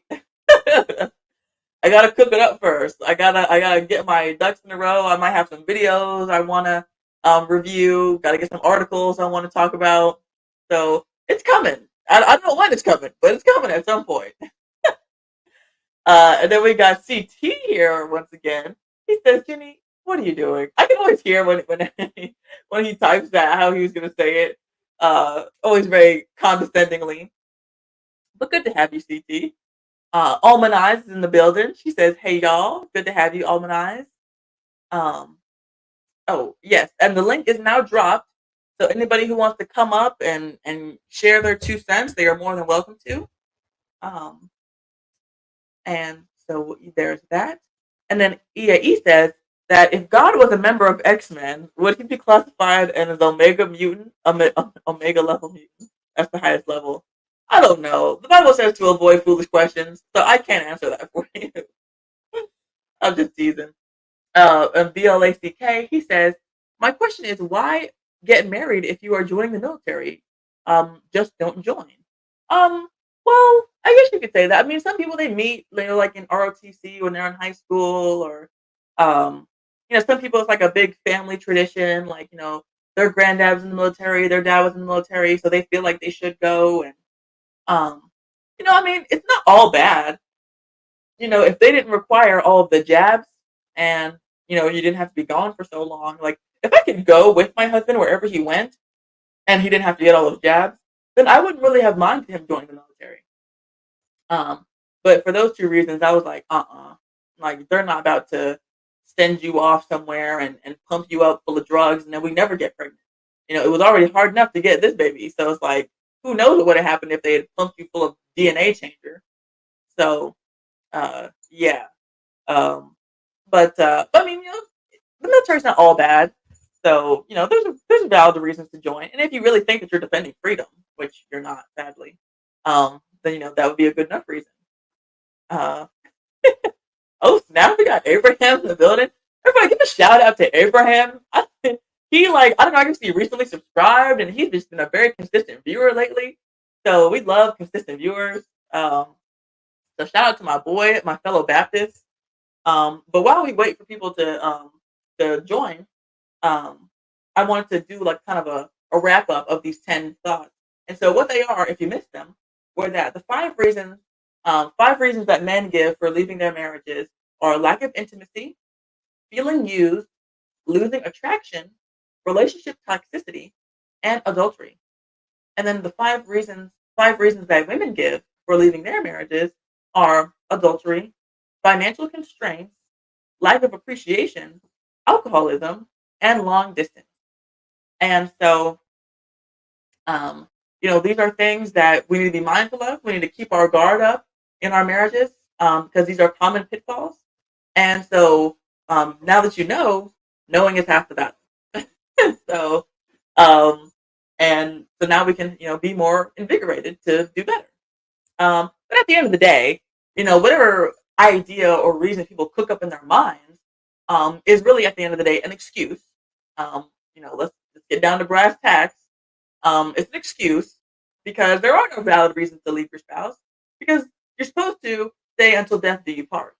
And that's, even if that wasn't what the Bible prescribed, because that is what the Bible prescribes, um, we are supposed to. The Bible says that you're supposed to stay with your spouse. Because you two become one flesh. You're supposed to stay with them for the rest of your life. But even if the Bible didn't say that, that still is what our vows say. So that's still what you agree to. Whether or not you're a Christian or not. Even the secular vows say, "Till death do you part," for as long as you both shall live. And so, the Bible has very strong condemnation for people that make vows and do not adhere to them. And the Bible even says that, blessed is the man, or I don't have that in my notes, but it's basically like saying, giving a kudos or giving a good job to people who boast, and it eventually hurts them. Saying that, it's a good thing if you make a vow and it's not even in your best interest anymore, but good job on you for honoring your vow. So, Moses, how are you this evening?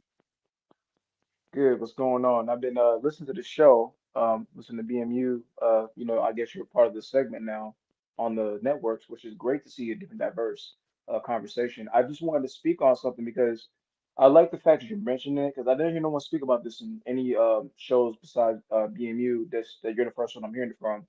The whole liquor being a sin. I think. I think liquor for a topic to say, because I know you're saying you said it's a sin, right? Or you're saying it's just the drinking is sin.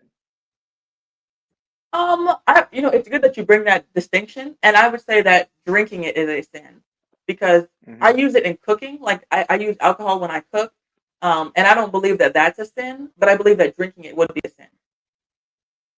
Okay. I think we gotta look at the context. I think I'm with you on the same page. I don't drink anymore. I wasn't like a heavy drinker. I drink socially. So just to give context behind why I asked that and why I brought it to this forefront of the show.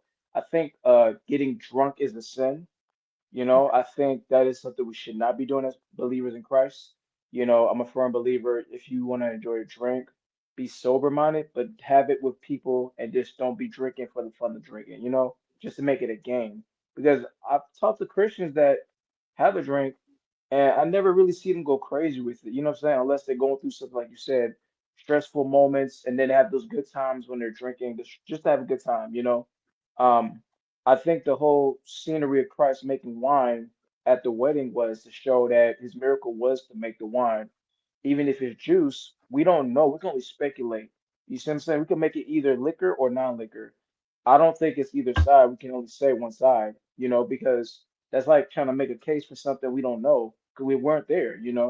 And we can only be fair and make it sound like, well, he could be for liquor or he could not be for liquor. But I wouldn't defend it to say, oh, well, we should get drunk because I would never say that. I would just try to be honest and say it's a possible chance he might have let us have that for a reason. You know what I'm saying? To know we can get that, but not to be drunk. You see what I'm saying? I do see what you're saying. Um, and so what I would say, and perfect timing because we got Joshua Jones in the chat that says, can I give an exact verse that forbids drinking? Um, and yeah, the verse that I pulled up, um, Proverbs 23:29 through 31, verse 30, 25 through 35, verse 31 says that, look not upon the wine when it is red, when it moveth itself in the cup. Um, but I can um, pull up. I have some other verses, not in this one, but I have a little note folder in my phone where I keep uh, verses about different topics. So let's see if I can pull one of these up real quick. Um, Proverbs 31:4. Are you King James only kind of person? Because I've heard these kind of terms before. I just thought I'd ask. Yes, I am. Gotcha. I used to be that kind of person with that. I kind of bounced around studying translations because I think King James is good. I think keep it as the main book, but be open to look at translations, but make sure it's not deriving away from the original text, which is King James. I use NLT, ESV, and GNT because the translation for people to understand the context is gonna miss translation for people. I think it should be more understood. Just context. That's all I'm saying. I understand. Um, Yeah. I and used to have NIV, and that was bad. NIV is bad. the NIV is bad. Yeah. So I'm glad we can agree on that. Yeah. Yeah, the NIV is one of the worst translations that you can have. But yeah, when it comes to being King James only, um, it um, it's not necessarily about that. I feel like that anything special about King James, or anything like that, because there's a lot of speculation around stuff like that. Like some people, they get kind of carried away with it. Um, but I believe that that is the translation that has not only kept the actual words the most accurate, but the meaning and like the spirit behind the message. Because I believe that you can translate something accurately word for word, but you can lose the feeling that it was supposed to convey. Um, Hmm. so, like an example that I'll hear is like translating from English to Spanish, and like one example is like in English we say I wash my hands, but apparently now this I'm going off of hearsay now because I don't speak Spanish, but we got some Spanish speakers in the chat so they can back me up. But to translate that Spanish, like Spanish people in the trap. In the trap. Oh man, you said There's trap. people there too, but Nah, but I guess like to directly translate it from English to Spanish, I wash my hands would be um like I wash my body the hands. And so it's like that sounds clunky. That sounds that sounds like that sounds like Chat GPT. That doesn't sound like how someone who's a native speaker would talk. And so some of these translations, they translate the words accurately, but they come across as clunky and unnatural and like, uncanny valley in a way. And so I like the King James because it is the most accurate, but it's very poetic and beautiful in the way that it translates. In that right. Hmm.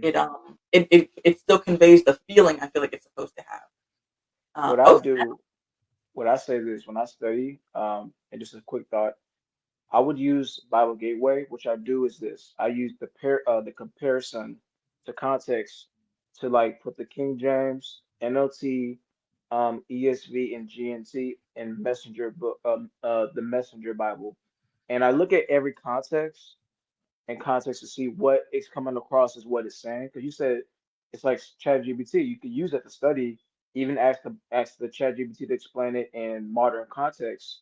You can do that, but it's just depending on what you want it to tell you to understand it properly. Because let's be honest, a lot of people don't have patience to read the Bible with the book open. It's like they got to use the internet. That's just what it is for now. But I think it's understanding to use other versions because some people say like Wendy the Baptist said, why would you need to go through each book? No, I mean you could use the internet to study parallel to each scripture you're looking at if you're looking to study something. Now, if you're reading the whole book in itself, then yeah, study it in itself. But I don't think you're gonna go through each book and study it, reading a whole new book with the translation. That's too much time consuming. Unless you got time, a lot of us got to work. So I don't think no one's doing that. Hey, Miss yeah. Jenny. Hey, Jared. Good to have you. How Good. are you? I'm good. How are you today? I'm Welcome I'm back. all right. Welcome back. Listen, I wanted to touch on what you guys have said because I don't want you to get away from it. Whenever you're translating from one language to the next, in some languages, the verb precedes the noun. So that's the main reason why sometimes these things are off. If you've ever studied a foreign language, you'll see that most times the verb precedes the noun. So that's the reason why when you translate it to English, it sounds clunky. But if you study something like French or Spanish or something like that, anything other than English, the verb precedes the noun. So I thought I'd pop that in and explain that to you. Okay, I didn't realize that. Yeah, That's good. Yeah. And that's valid. So, um, that's a good point that you're bringing up. And so I feel like the King James translators, because they were all scholars of the languages that the Bible was written in, and so they understood how to translate it accurately, and then but make it still sound natural and sound pretty, and not just sound clunky. correct. So don't get hung up on the translation, so to speak. You know what I'm saying? Just make sure you get the spirit of the message. You know what I'm saying? We spend too much time worrying about, this version or that version. Just make sure you understand the spirit of the message. Does that make sense? Yes, sir. Yeah. What were you about to say, Moses? And I said, yes, sir. I was agreeing with him. Oh, Okay, um, I'm gone. um, but yes, and so, oh, so this is the verse I wanted to bring up, and it says that this is Proverbs 31 verse 4. 31 verse 4. It says, "It is not for kings, O Lemuel. It is not for kings to drink wine or princes strong drink." And so this is um, Samuel Solomon's mom condemning him from drinking strong drink. And so because the Bible never actually uses the word juice, and so every time that the word wine is being used, a lot of the times it's being used in our modern way of using wine, but not every time. But every time that strong drink is being used, that is the way that we would use like alcohol. And so this is a clear condemnation of it to say that, they should not drink.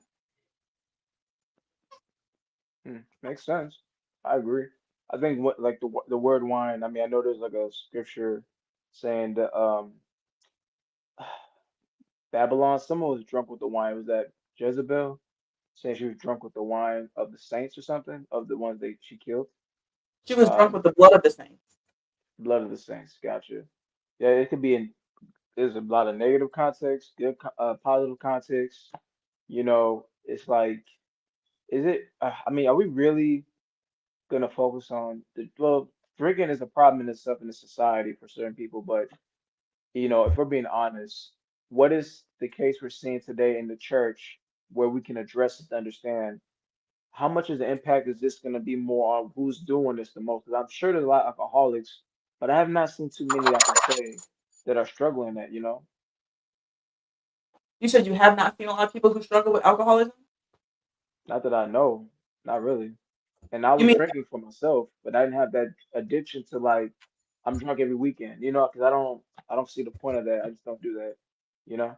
It's just not right right? Yeah. And so, are you saying from the perspective of people that go to church, or are you just saying people in general? in church. Oh, okay, yeah, yeah. I mean, I personally, I don't think I've ever met anybody who I went to church with who was an alcoholic, but some people are more functioning than others. So, I mean, I would sure hope I never met somebody who goes to church because if someone, and that's another thing that is not being commonly taught now is that people should get kicked out of church for certain reasons. And the Bible says that if a person calls himself a brother and is a drunkard, then they should get kicked out of church. So I would sure hope Yep. that I never um, attended church with somebody who was a drunkard. But Yeah. so yeah. Um, but was there any other point that you wanted to touch on about the 10 reasons why people leave their marriages? Did you want me to go over them again? Yeah, because I was coming in the part where you talked about I think it was the part with I got to listen because I had to clean up, but you were talking about the war. That's where I last heard, and I was like, okay, I'm gonna call in, and you put it up, and I was like, okay, I have to ask you, what was it again? Okay, yeah. And so the 5 reasons that I have for men are lack of intimacy, feeling used, losing attraction, relationship toxicity, and adultery. And the 5 reasons for women are adultery, financial constraints, lack of appreciation, alcoholism, and long distance. Okay. All right, for one for the men, I want to say being used. That right there, and I'm gonna speak on this 'cause I spoke on this on Black Men Unfiltered show the other time with the guys talking about the men in Japan are being asked to come out there paying 75,000 per child. So I feel like in America, not feel, but I know in America, a lot of guys in the church, they're being used a lot, especially the good men. I just had to talk with my nephew. I'm in another state right now, but I'm on vacation. This is just something I talk to him about. Like, I said, nephew, there's a lot of people being used for certain gratifications. They don't want the relationship. They just want to use you for what you bring to make them feel like this certain way. And that's something I'm saying to him because there's a lot of young brothers, even in the church too, being used a lot. They don't get commitment. And it's like I told myself, if I'm gonna be married one day, it has to be either it has to be through someone's father that I know that knows their daughter well enough to know me, or I gotta, because I'm not trying to be in no organization where they're just gonna force you to only be with their people, right? Because they say we know them well enough, but it's like I don't want to be like arranged marriage, because I feel like that's a problem, depending on who knows the girl so well, and then they only tell you so much because they'll keep you in that dark of what they feel like they know best for you. I don't like that. I just want to know who I'm dealing with myself. Okay. I'll just go out to the country and just go to find a church that's in another country that's actually God given from preaching the message. Because honestly, traditions in America for marriage is just it's a joke. And I think if I'm being honest, there's a lot of guys who are probably horny and angry at this time in their life because they're not seeing marriage. Because that's a lot of Okay. guys. Can you turn your mic up a little bit? It's just a little bit low for me. You hear me now? I can hear you, but it's just a little bit. I don't know if you could turn it up on your end, Um, let me see. or if How's that maybe better? lost in translation. If you could turn it up on your end or something. I don't know, but if not, then that's okay. I just want to. Let me turn it off. Oh, there we go. Sound better? Yeah, that's much better. Oh, okay. What did I say? Did you catch? I heard everything that you said. It was just that I felt like I was like straining a little bit. Okay. Yeah. But yeah, But I was saying the last thing I was saying just there's a lot of guys either they're like sexually frustrated and hmm angry because they put all this work in to try to find a spouse. And I'm not gonna justify losers because guys who don't put the work in don't get a spouse. But if you're still in your mom's house, get your money right, get your mind right, get your family priorities right for your future family before you say you're ready for marriage. Get your mind right and everything else then get a spouse. But if you're not getting that right, then don't cry about women or this and that on these male podcasts. There's so many of them like that. It's just we need to have guys being married who are actually intentional and let the good ones get out of here who are trying to be married, not the ones the Pookies and the Ray Rays, all these talking terms that are these guys I've noticed they're on the internet talking. Like these guys are commonly coming up now trying to make a case like they deserve to be with some women, but you just sleep with them. You know what I'm saying? I'm not liking that in the church because they're in the church too. You know what I'm saying? They use women, yeah, and I don't see how they're getting far, but that's what some people like apparently. But yeah, I would say the first one you said was the being used as a man. I think that's commonly a problem. And the second one I'll say for the women, one of the things from the women's side is the distance. You know, I think yeah, men should be seal the deal with your desires for who you're choosing. Don't be on that hmm distance because it's not gonna work. It's never gonna work unless that woman's gonna move, then she should move to the man. Never the other way around because I don't. That's not gonna work in my opinion. But yeah, you hear me? right. You feel like it probably sets a bad precedent when the wife should be like conceding to the husband. Yeah, because he's supposed to lead. Because I had those talks before with ladies that wanted to stay in their state, and they feel like they want to be close to their parents. I'm like, well, you're starting a new family if you move to start something with someone you're really into, and that's because you trust them. But if sometimes people have a reason, I don't think it can trump the reason to start something new, because your parents will always be your parents. But I think that's probably a personal thing. I don't think it's more so against the man if she wants to stay close to her family. It's just a preference, and I don't think it's gonna work with guys who are long distance. Just you gotta stay local. Now you limit yourself. You know what I'm saying? Yeah, yeah, I definitely agree with that. Especially with Yeah, and the I the think that hyphen last names. oh my goodness, don't even get me started on hyphenated last name. Yeah, I don't got time for that hyphen. And and the women that because everything starts, everything has an origin, and so when women look back on the origins of this hyphenating your last name type stuff, or just not taking the husband's last name at all, it comes from feminism, and it comes from rebellion in women not wanting to be under the subjection of their husband, and so conservative women should be as far away from that as possible. Because yeah, I took my husband's last name. I wasn't always Jenny Jones, um, but I got into the subjection of my husband. I got on my husband's program, and they're like, "Well, I'm not property, so I don't want to, be named after him." But it's like, yeah, I mean, I am my husband's property. I belong to him, and so I think that so many women they have such a crazy view of marriage, like, "Oh, I'm with this man, and he takes care of me, but I'm still my own person." And it's like when you get married, two become one.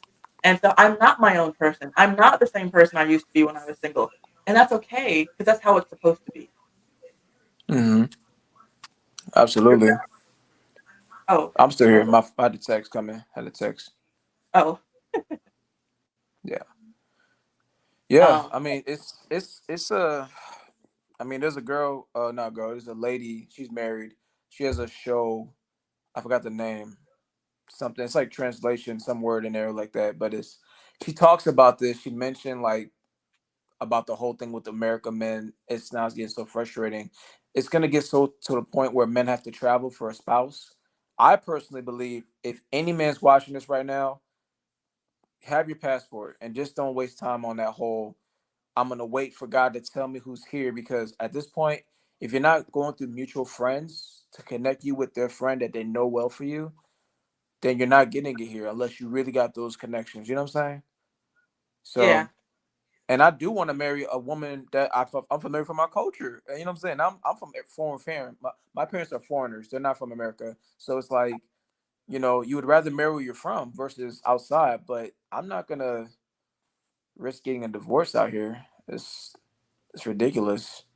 But I'd rather be the influence to tell the guys and the women, because I think there's some good women out here too. Be the woman that you're supposed to be the man supposed to be. Get in these spaces like this kind of thing what we're doing. This can help somebody get connected. You never know. Especially those who want to be wives, because the housewife thing you're doing, that's like a deal breaker for so many. Oh my gosh, I had deal breakers about that, and I'm just like, this is what I say. I say I would want you to be at home, be on good things, right? I say I want you to have the option to quit your job. I don't want you to say you can't quit because you have to stay at the job. My thing is, if a woman wants to be a traditional woman, you should have an option as a traditional woman to work. Then you should choose the right to want to quit and say, baby, I just want to stay home. I said, yeah, baby, go home, take care of the stuff. Make sure you do something online that you can make something off that. That you don't gotta be in the work for Bob and Dick and Harry all your days of your life. That's supposed to be the chance you choose to go home. But I told ladies, you will never find that from most guys. They'll be like, go to work, come home at 5 p.m., 6 p.m., have dinner ready still. Oh, but you just using me as a slave. It's a sad day at that, man. Sad day. Yeah, it is. And I remember dealing with that back when I was single. Um, the last guy I dated before my husband, that was an issue of contention between us. Is that he wanted me to have money and he wanted me to have a career because he came from money, and so he was used to that a certain lifestyle of both parents working and having a high end lifestyle, and so he wanted to continue that, and so he wasn't really into me the idea of me being a housewife, and he was like, well, how are we going to be able to, you know, go skiing every year, if you don't work and all this stuff, and I'm like, I don't know, but that's just how it's going to be, and so that obviously didn't materialize. um, and one of the things that really attracted me to my husband was that I told him up front, because it was always something I was trying to be very upfront about, because I didn't want to waste my time as well as theirs. And so I said, I want to be a housewife. I want to be a stay-at-home wife when I get married, and I want to, homeschool and do all that traditional fundamental stuff. And he was like, yeah, that sounds cool. I'm not opposed to that. And so I was like, okay, we might have something here. And 3 years later, here we are. You know what? I'm curious. I'm curious because I really believe not even just being a black and white thing.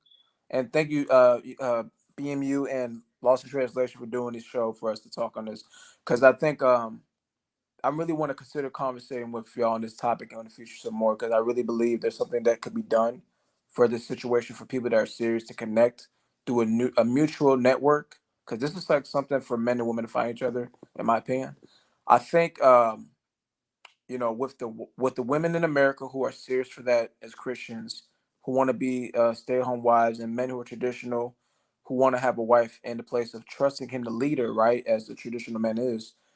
I think what we can see today, if we have the time to just build a report with the right people in the circle, like let's say you may know somebody I don't know that might be my spouse, or your friend may need someone that I know that, hey, I know your spouse. You know what I'm saying? It's a matter of time for that to be happening for people. It's that connection for people to find it.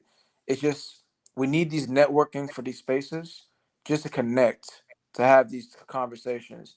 Because I'm not gonna lie, this is a good opportunity to speak on this. I'm very stoic, if you can tell. I'm not gonna play games because I'm about my business and I have a plan for my future. I'm not gonna sit here and make things up to lie to get myself feeling good. Um, I just want to help people to understand we as men and women in the faith should be building strong Christian families. Cause I'm breaking generational curses, baby. I ain't gonna lie. I say, y'all, I ain't playing that whole play this whole life game and just be on my own journey. I'm playing it for God's journey, and I think we should all be on the same journey to help each other. Cause you never know. I might be the person helping you get your business up, and you might be someone to help my business up. You see what I'm saying? Because that's the reality of faith in the Christianity, not no sorority or fraternity. Shout out to y'all who think y'all doing well in that. That ain't the way. We already see what y'all being exposed to right now. I'm never joining y'all, so y'all forget that. It's funny that you mentioned that. I Yeah. just did a stream about that like last week.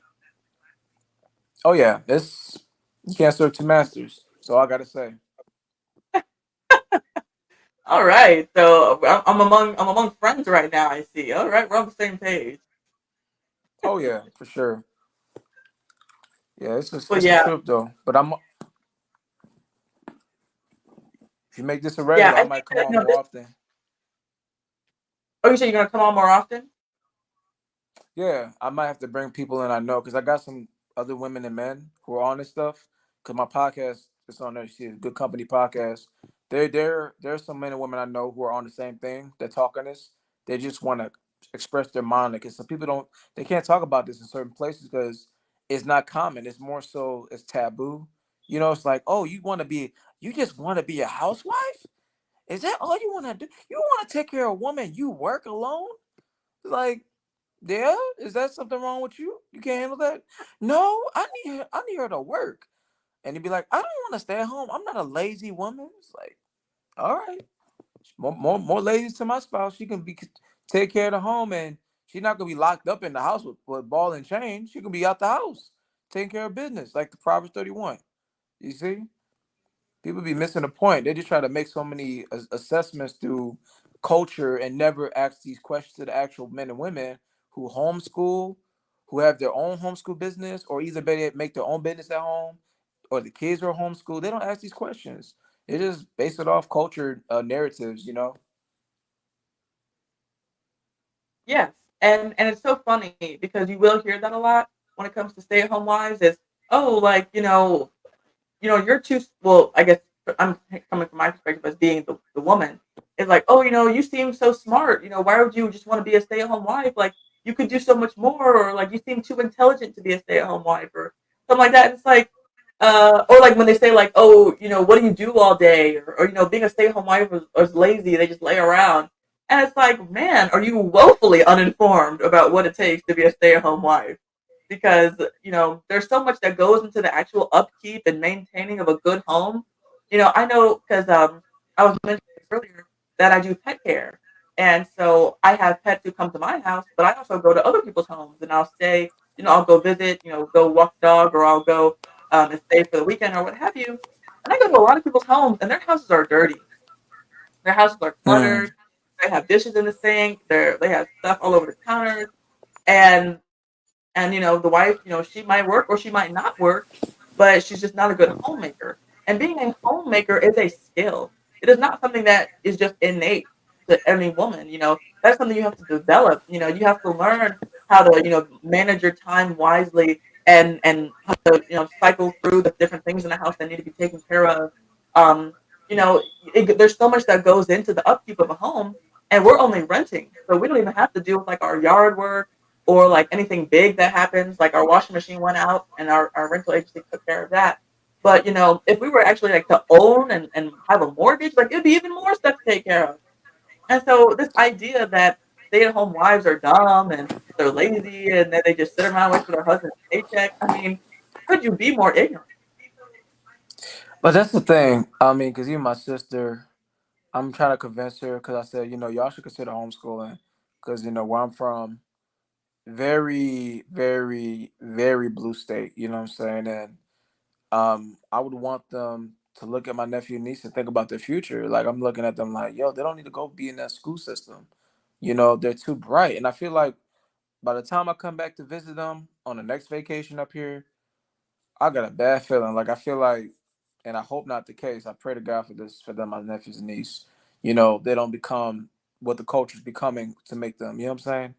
Yeah. And I don't want my nephews and niece to be this culture. I just think their minds are gonna be so caught up in the social media stuff, and then their attention spans is lessened, and if you take it away, they'll attack you. You know what I'm saying? There's been science done behind this where kids are not functioning like kids; they're functioning like zombies. You know? Yeah, it's bad, and I do want to help the people know that, and I want to express that and just give them some hope and express there's many ways to teach a child without putting them in someone else's care who doesn't care that value as a Christian, especially when it comes to money. It's like Can y'all sacrifice a few years to pour into them and make that home for them a safe haven to make them better children and better humans for the future for men and women to know that, hey, this is not the culture they grew up in. They grew up as in a home. You know what I'm saying? That's better versus being in the school system and then they got to fit in and act fake. You see what I'm saying? Mm-hmm. Yeah. Because this is not the time to be playing with this time to be in no system. That's why people are dropping their kids. Like more black families. I'm just saying black because that's the most demographic homeschooling now. There are more black families pulling their kids out. Oh, really? I didn't know that.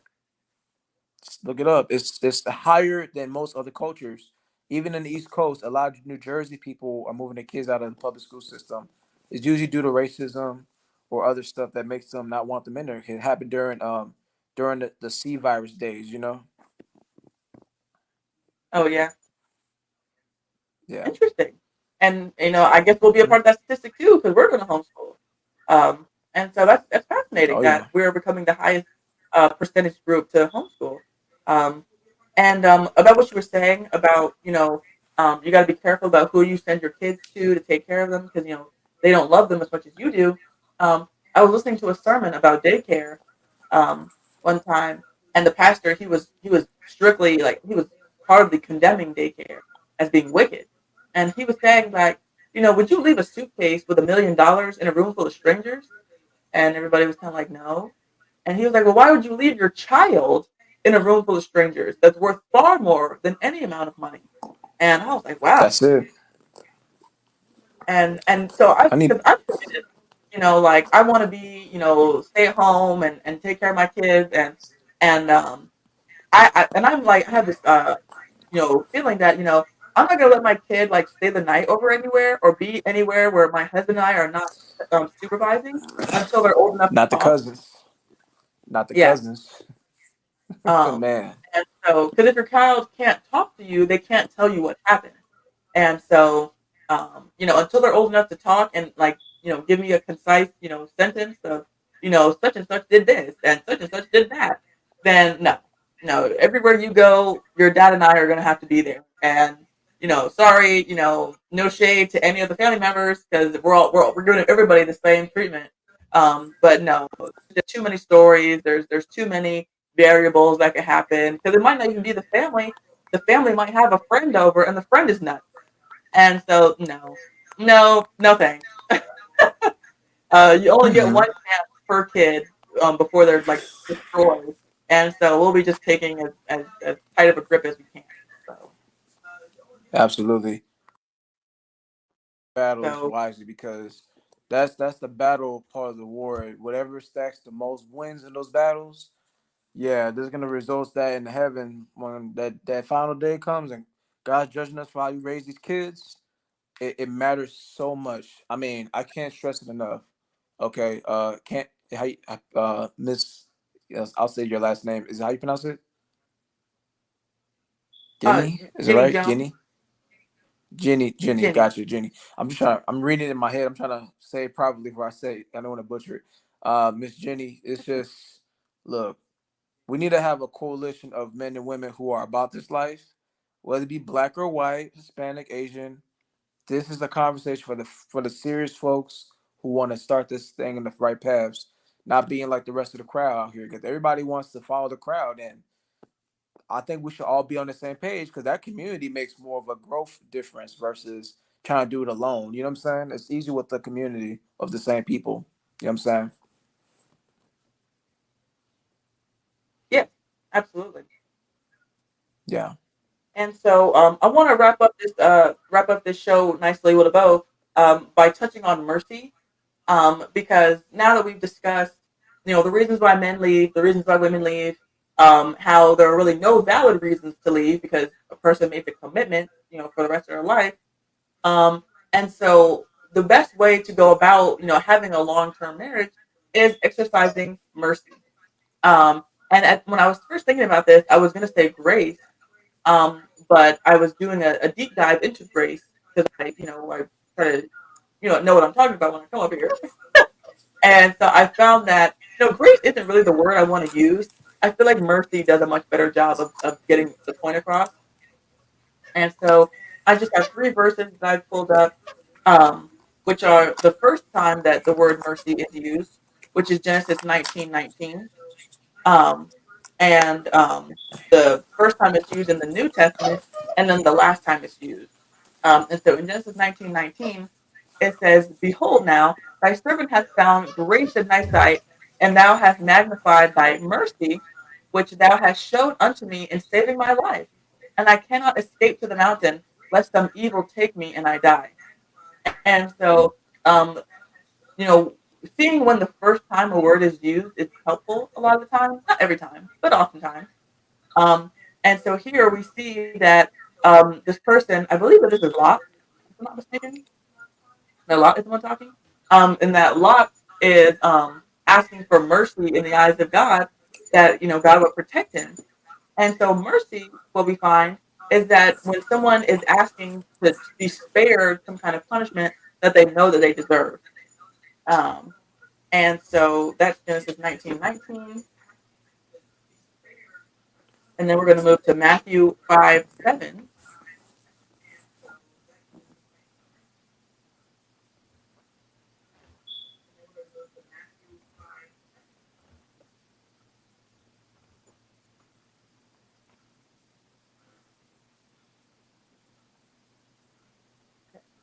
And the first time that mercy is used in the New Testament is here. And it says, "Blessed are the merciful, for they shall obtain mercy." And so God, when he sees us being merciful to people around us, that is going to encourage him to want to be merciful to us. Because even in the Lord's Prayer, it says that, "Lord, forgive my transgressing, that I forgive those that transgress against me."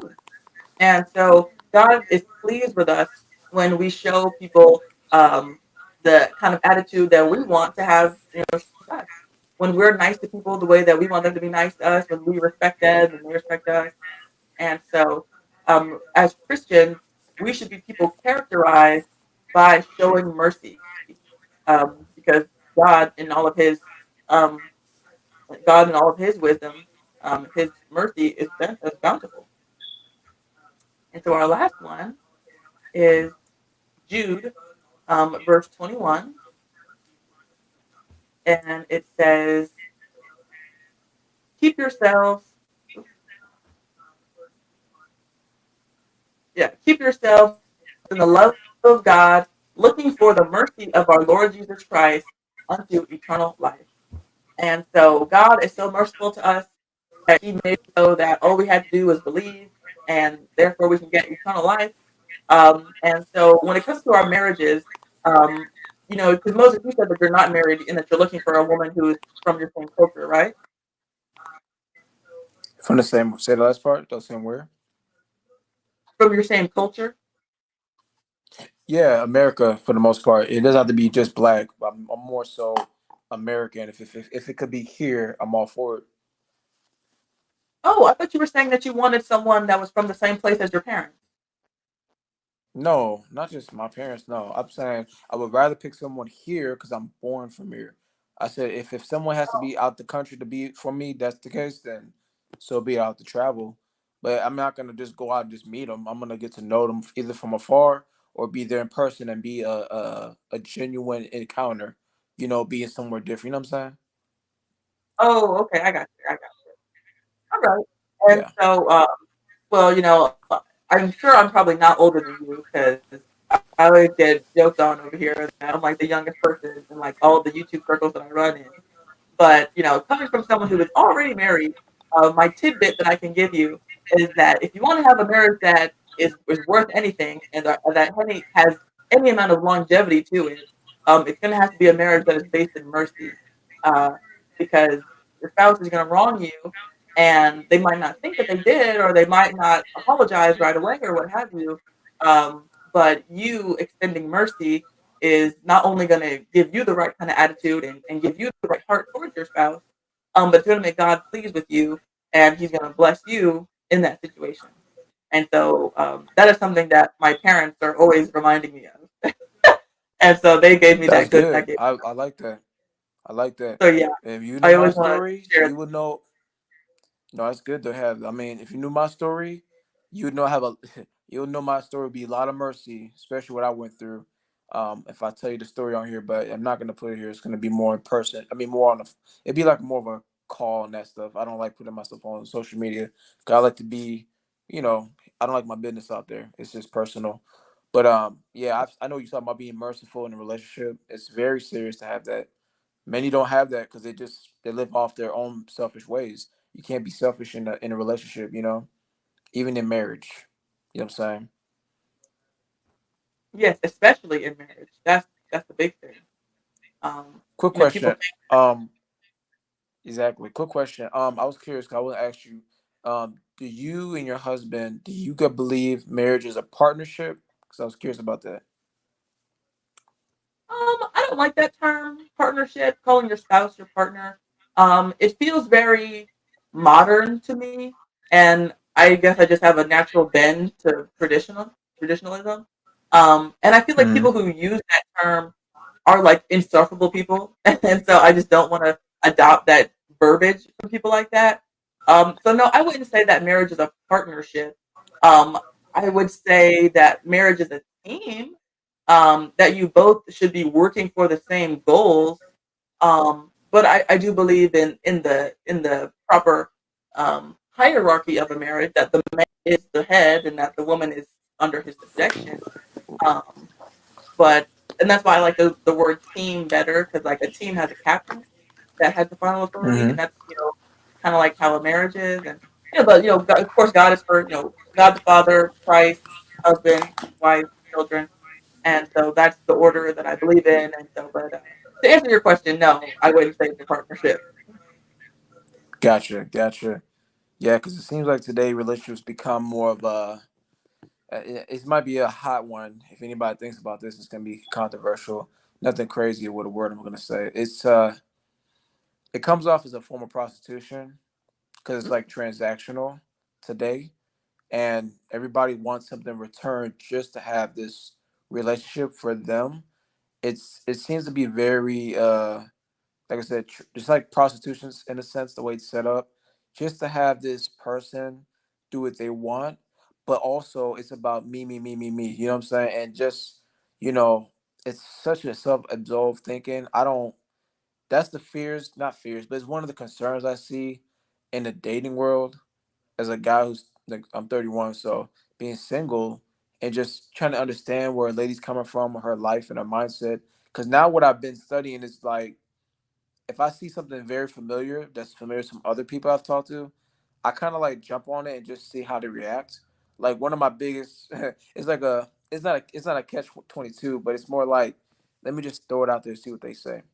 I mentioned Kevin Samuels, they blow up, and I'm just like, why are you blowing up? The man is not even your people, and I mean not your people. He's not even from where we're from. He's just another person online. So why is he so big on your life that you're so triggered?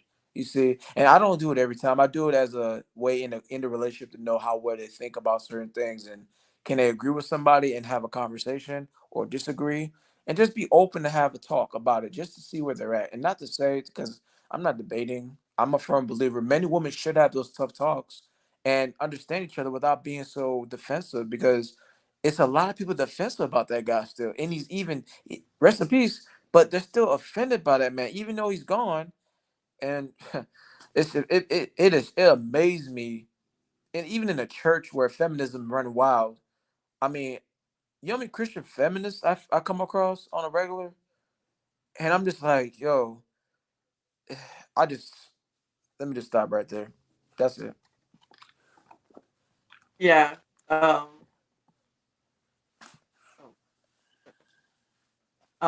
Yeah, it's definitely a shame. How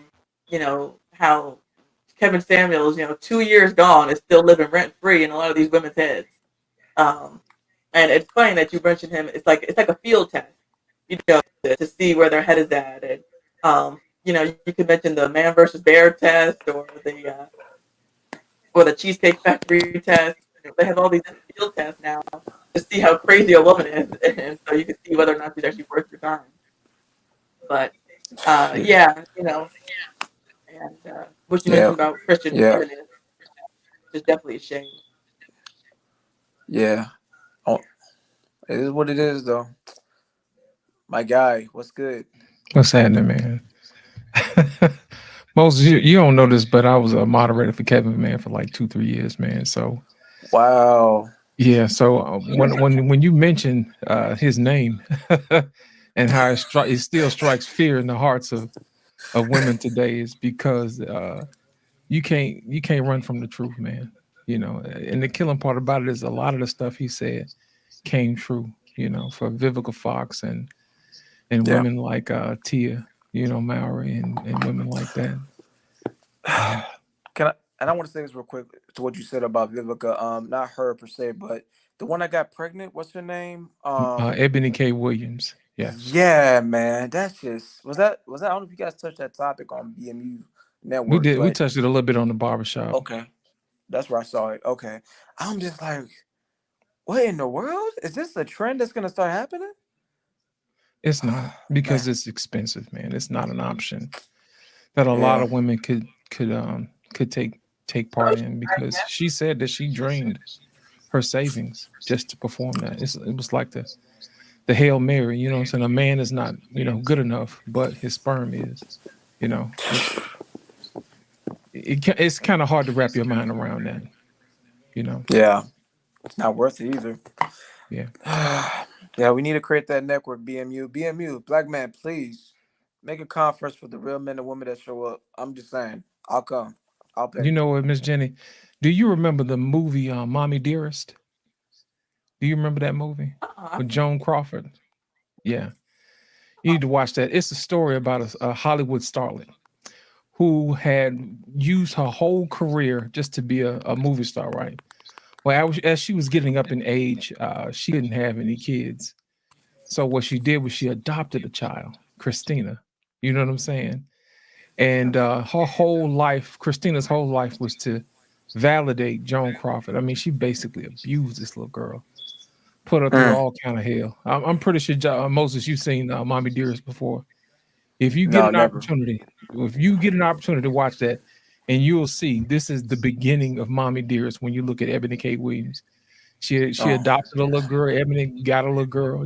She couldn't find a man to deal with her. You know what I'm saying? That type of thing. So it's modern day Mommy Dearest all over again. She had this superiority complex that she was better than everybody else. And even when she did marry somebody, the guy divorced her. You know what I'm saying? That type of thing. And it was crazy, man. Then she had a little boy. She never treated the little boy, bad like she treated her daughter. You know what I'm saying? Her little daughter was a little rebellious. But I say that to say this, is that even as a child, nobody asked the child, hey, do you want a father or not? To me, it's self gratifying for you to say, hey, I want a child, but you never asked the child, hey, do you want a dad? As a matter of fact, let me tell y'all what I did. This is so funny today. I called my mom today and I said, thank you for choosing the dad that I had. And she laughed. mm, You know what I'm saying? She said that he was a good man. You know what I'm saying? And you know what? We had us a nice little conversation about it, you know what I mean, about different times and stuff that went on. But my dad was a good dad, and I had good grandparents. And it wasn't until I got older that I realized, man, I I had it better than a lot of people, man. When you listen to some of these folks on some of these podcasts, and you can just hear the pain in their voice, and nobody's really dealing with their own inner pain, you know. Even the Bible tells us as husbands, you're to deal with your wife in wisdom. But my thing is this: when do we learn?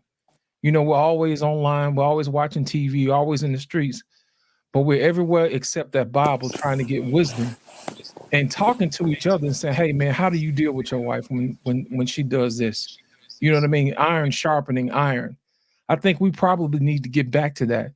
You know what I'm saying? Because I think a lot of guys are missing some parts. If I may, you know what I'm saying? Everybody likes to say what the women are missing, but I'm here to tell you, if you know how to deal with your wife in wisdom and you learn from other brothers, then you'll get better at being a husband. And your wife will open up to you. But my thing is you got to be able to select the right wife, and that's another conversation for another day. So it's just one of those things, man. If you come from a healed place, you'll make better decisions. You don't go to the grocery store hungry. So I always tell guys, right. make sure that you know who you are first, and know who you belong to second. You know what I mean? So that way you'll know who belongs in your circle. That's good. Amen. Amen. That's good. Good word. Yeah, But man. we definitely gonna get it up, man. Because I feel Yeah. like a lot of brothers are needing real genuine conversation versus, talking points. And I think it's a service that needs to be filled. You know what I mean?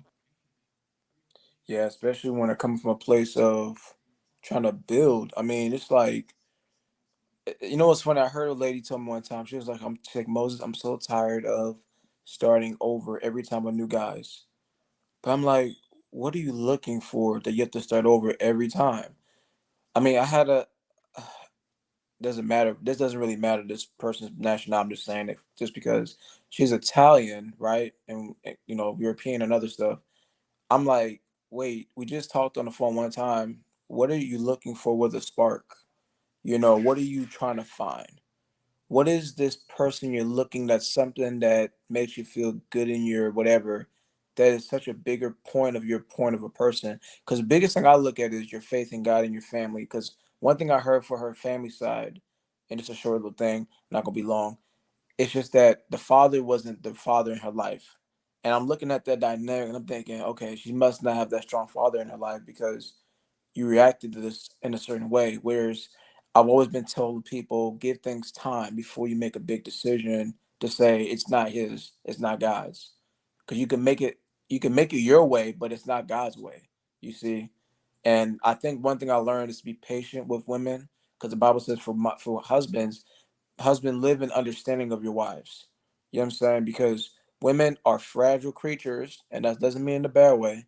It's just that they're the weaker vessel. They have to be cared for with a certain care, even to the point where we may not understand. Sometimes we may not understand what they're talking about, and that happens.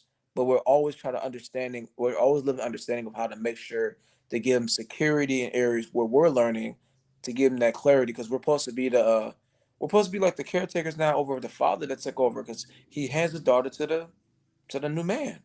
You know what I'm saying? We step in that role now, and that doesn't happen to most women. I don't know what to say, but I know it does happen to women in other cultures where their father trusts the new man. And a lot of people say it's the money, but it's like, well, is it about the faith and the same thing they're sharing is the religion that makes them give them that trust to say, hey, I know you're a good man, take care of my daughter, pay a dowry if it's Africa or somewhere else. But we need that back. I mean, we need more of that back right now. It's not right now happening, you know? Yeah. We call that the handoff. And besides that, you want to talk to the father anyway. I Yeah, love to walk seriously. up to the dad and say, hey, do you stand behind your product, sir? You know what I'm saying? Mm. My dad stand behind his. My mom stands behind his. I just need to know, do you stand behind yours?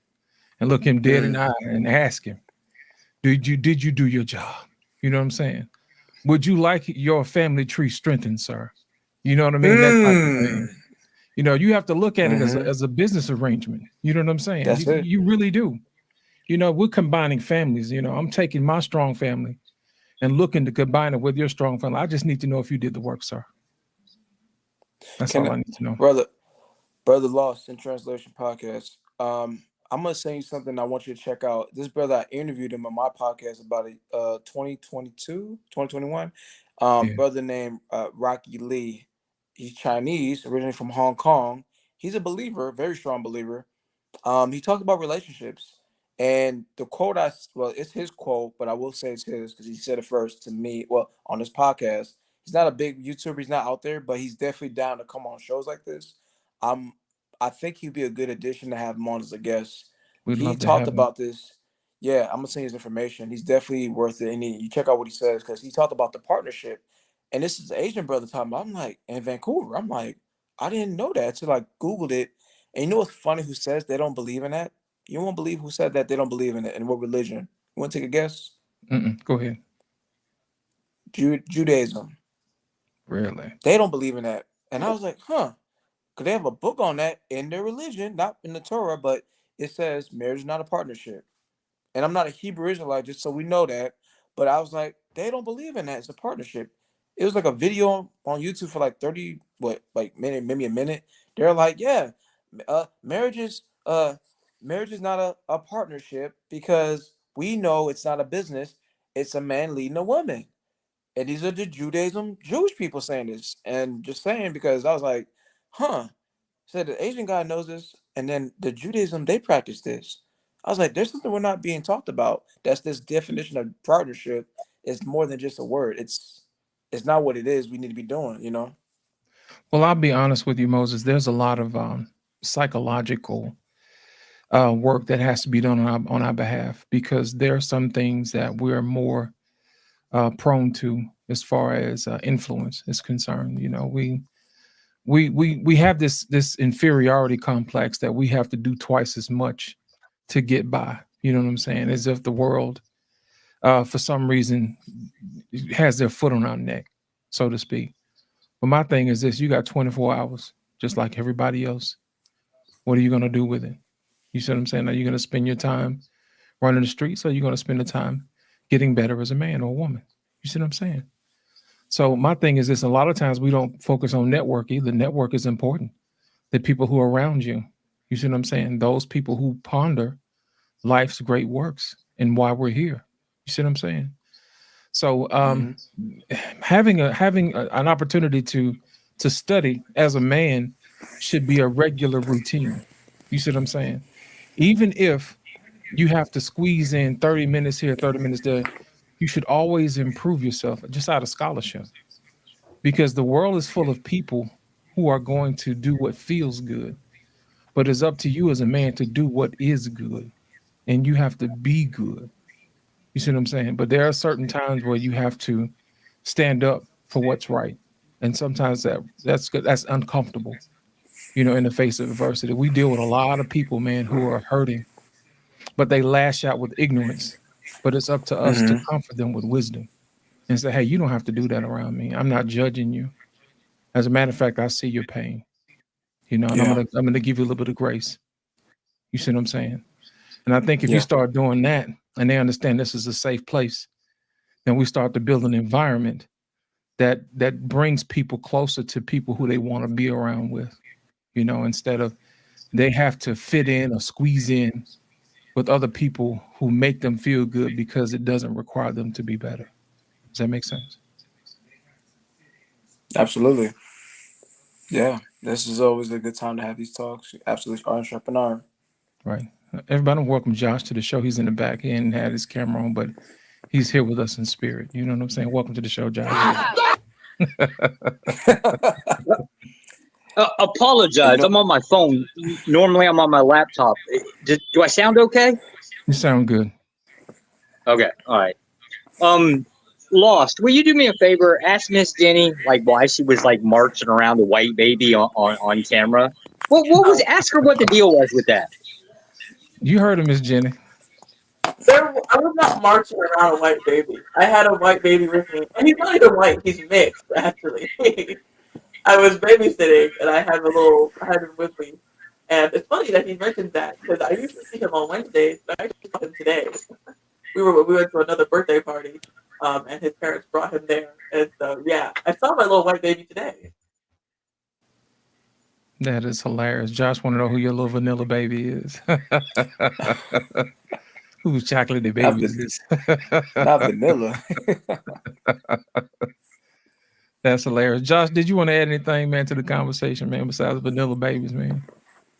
No. I've been just catching up here, trying to catch up with the stream. Oh Awesome. my Awesome. goodness. Well, I am headed to bed because it is after 12 o'clock here on the East Coast. Indeed. Do you want to give any final thoughts, Miss Jenny, before we go? I'll let Moses go first, and then I'll do the caboose. Okay. Yeah. Final thoughts. If this is like every Saturday night with the Bible, you know, one thing I'm starting to cut off more is, you know, I used to be online Saturday nights gaming with friends just in casual times, but not as much. I started doing more studying for cybersecurity and other things.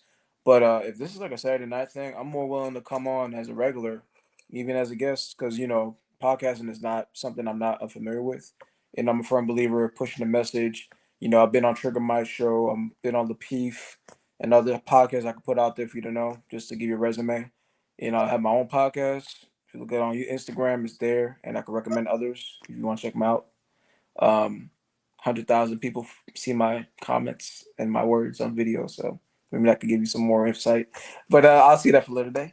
But I would definitely love to come on again and talk on this stuff because I'm on vacation. So yeah, I'm not sure you see Hawaii, but I'm trying to be on this topic tonight because I love talking about these things, and hopefully one day someone catches me like, hey, that's my man, and then what I'm saying, they catch me in person. You know what I'm saying? Yeah, Gotta be hopeful. Gotta be hopeful, man. Can't just be looking outside America. Gotta hope for somebody here. absolutely. Moses, we love to have you, man. Love to have you. Definitely. Appreciate you for coming out. Thank you. Appreciate you guys. Miss Jenny? Ginny, something I guess I got questions. You plan on doing like a Protestant versus, say, Orthodoxy or Catholicism or, Israelite again? You plan on doing like a version 2.0 of that? I have a debate on my channel where I talk to a Catholic, a Roman Catholic. I have a video I just posted yesterday where I was going toe to toe with some Hebrew Israelites. I have not found an Orthodox yet. And then what was the other one? I got one. I can give Oh, you you know one. I know a few Orthodox people.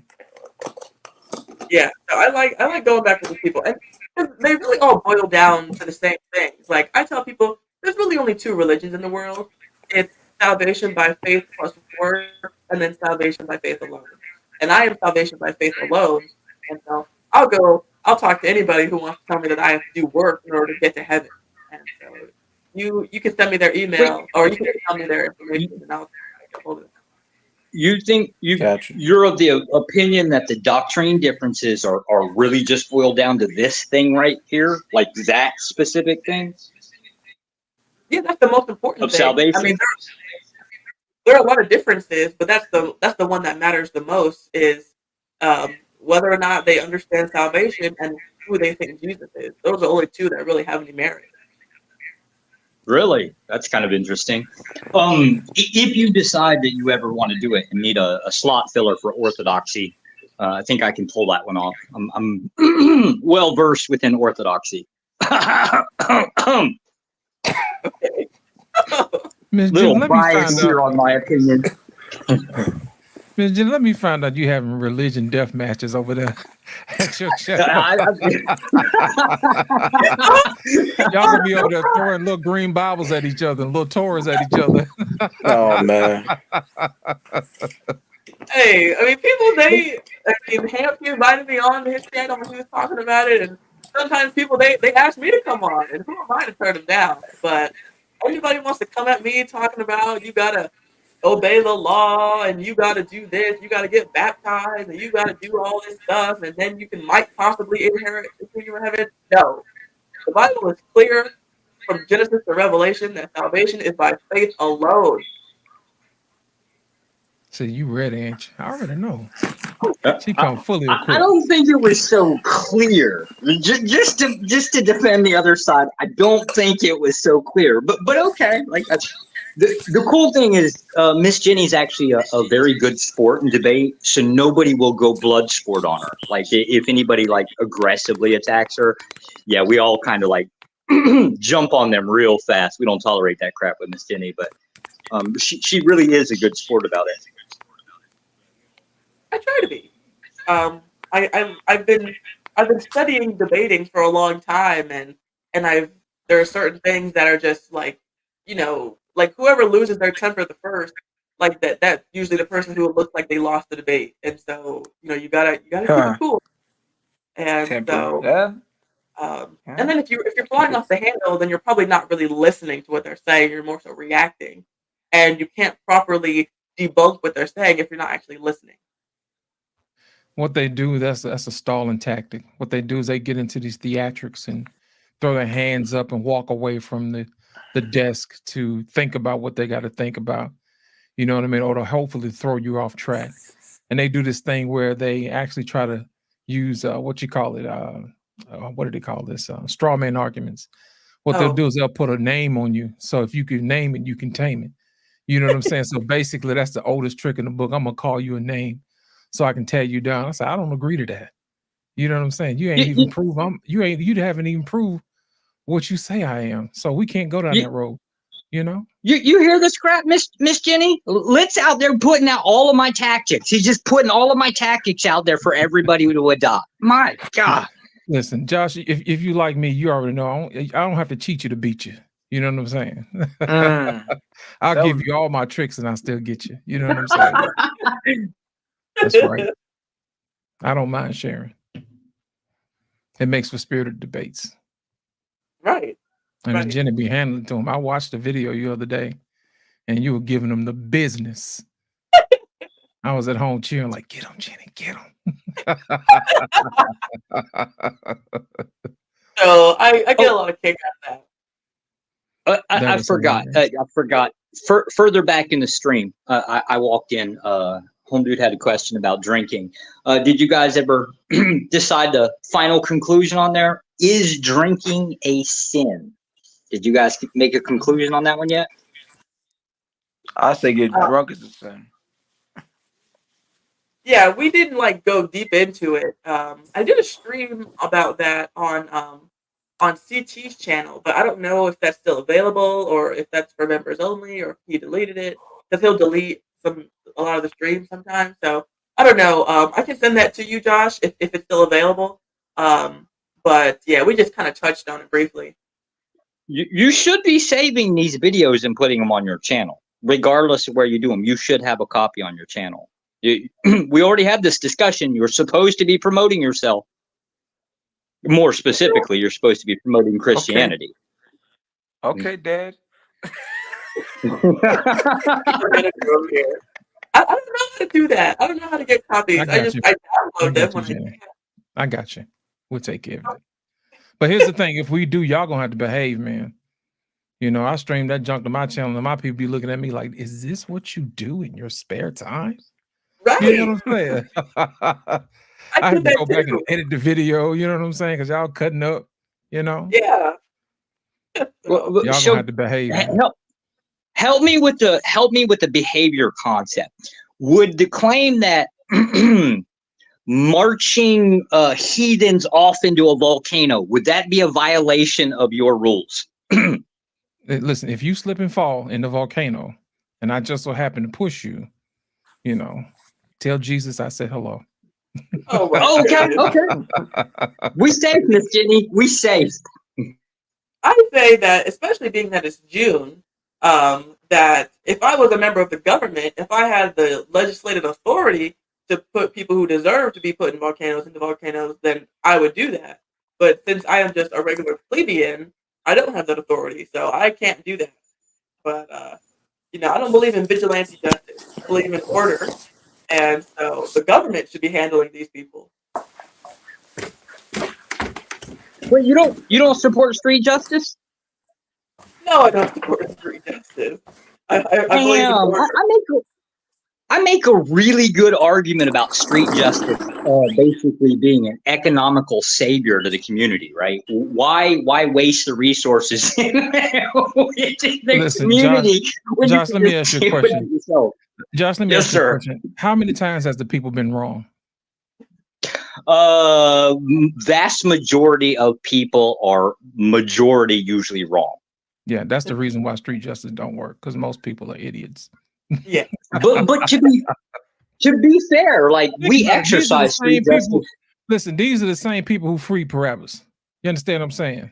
Let's be honest about this.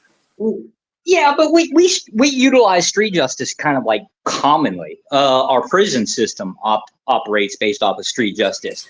You commit a crime against a child or a senior citizen and you go to prison, well, I don't care what you say. Those are some decently moral people because they go in there and they deal with the trash that we don't want to get our hands dirty with. I'm gonna let you in a little secret. Most crimes that are committed are not against people; it's against the state. By majority, yes. For violating their community guidelines, so to speak. Yeah, that'd be one way of putting it. Yeah. Yeah, if we're being honest about it, I try to be. Right. Miss Jenny, I like your dog. What's her name? This is my customer for the weekend. Her name's That's your Honey. customer's dog. Oh yeah. He's well I got a new mannered. customer He's for well you. mannered. I got a new customer for you right here. Uh-oh. Everybody got a dog, man. What's really going on? Somebody complained about her marching white babies across the screen, so now she's like changing over to animals now. She got these little light skinned dogs out here. You know what I'm saying? Right. Who did you steal that dog from?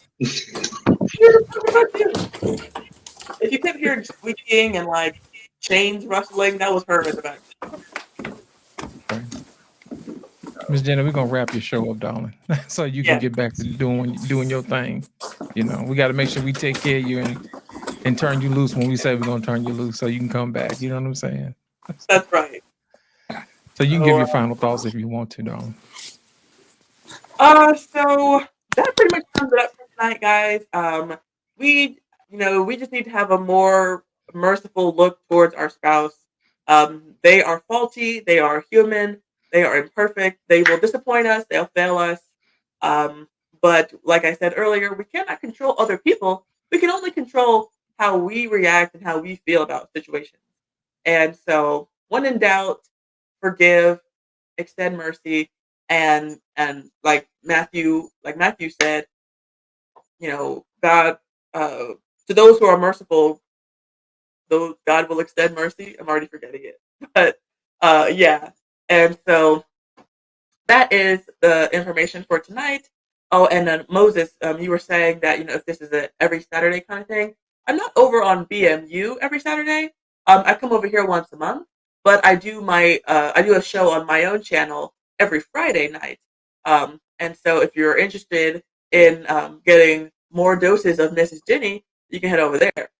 Uh, and then I go on another channel every once a month on Fridays as well. And so there are a few places where you can catch Mrs. Ginny um, to get all of your fixes. And so there's that. And so, yes, everyone, I hope you all have a wonderful evening. Be sure to like the video on your way out and leave a comment. And if you missed anything, please go back and watch it because that helps BMU get his watch time up and boost his channel. And of course, we want to send BMU into the stratosphere and have him be one of the who's who in the podcasting realm. And so, once again, thank you so much for allowing me on your platform. And thank you for being gracious with me as I was out and giving me time to bounce back and get back up to speed. But yes. And so, thank you for everybody watching. And I look forward to talking to you again real soon.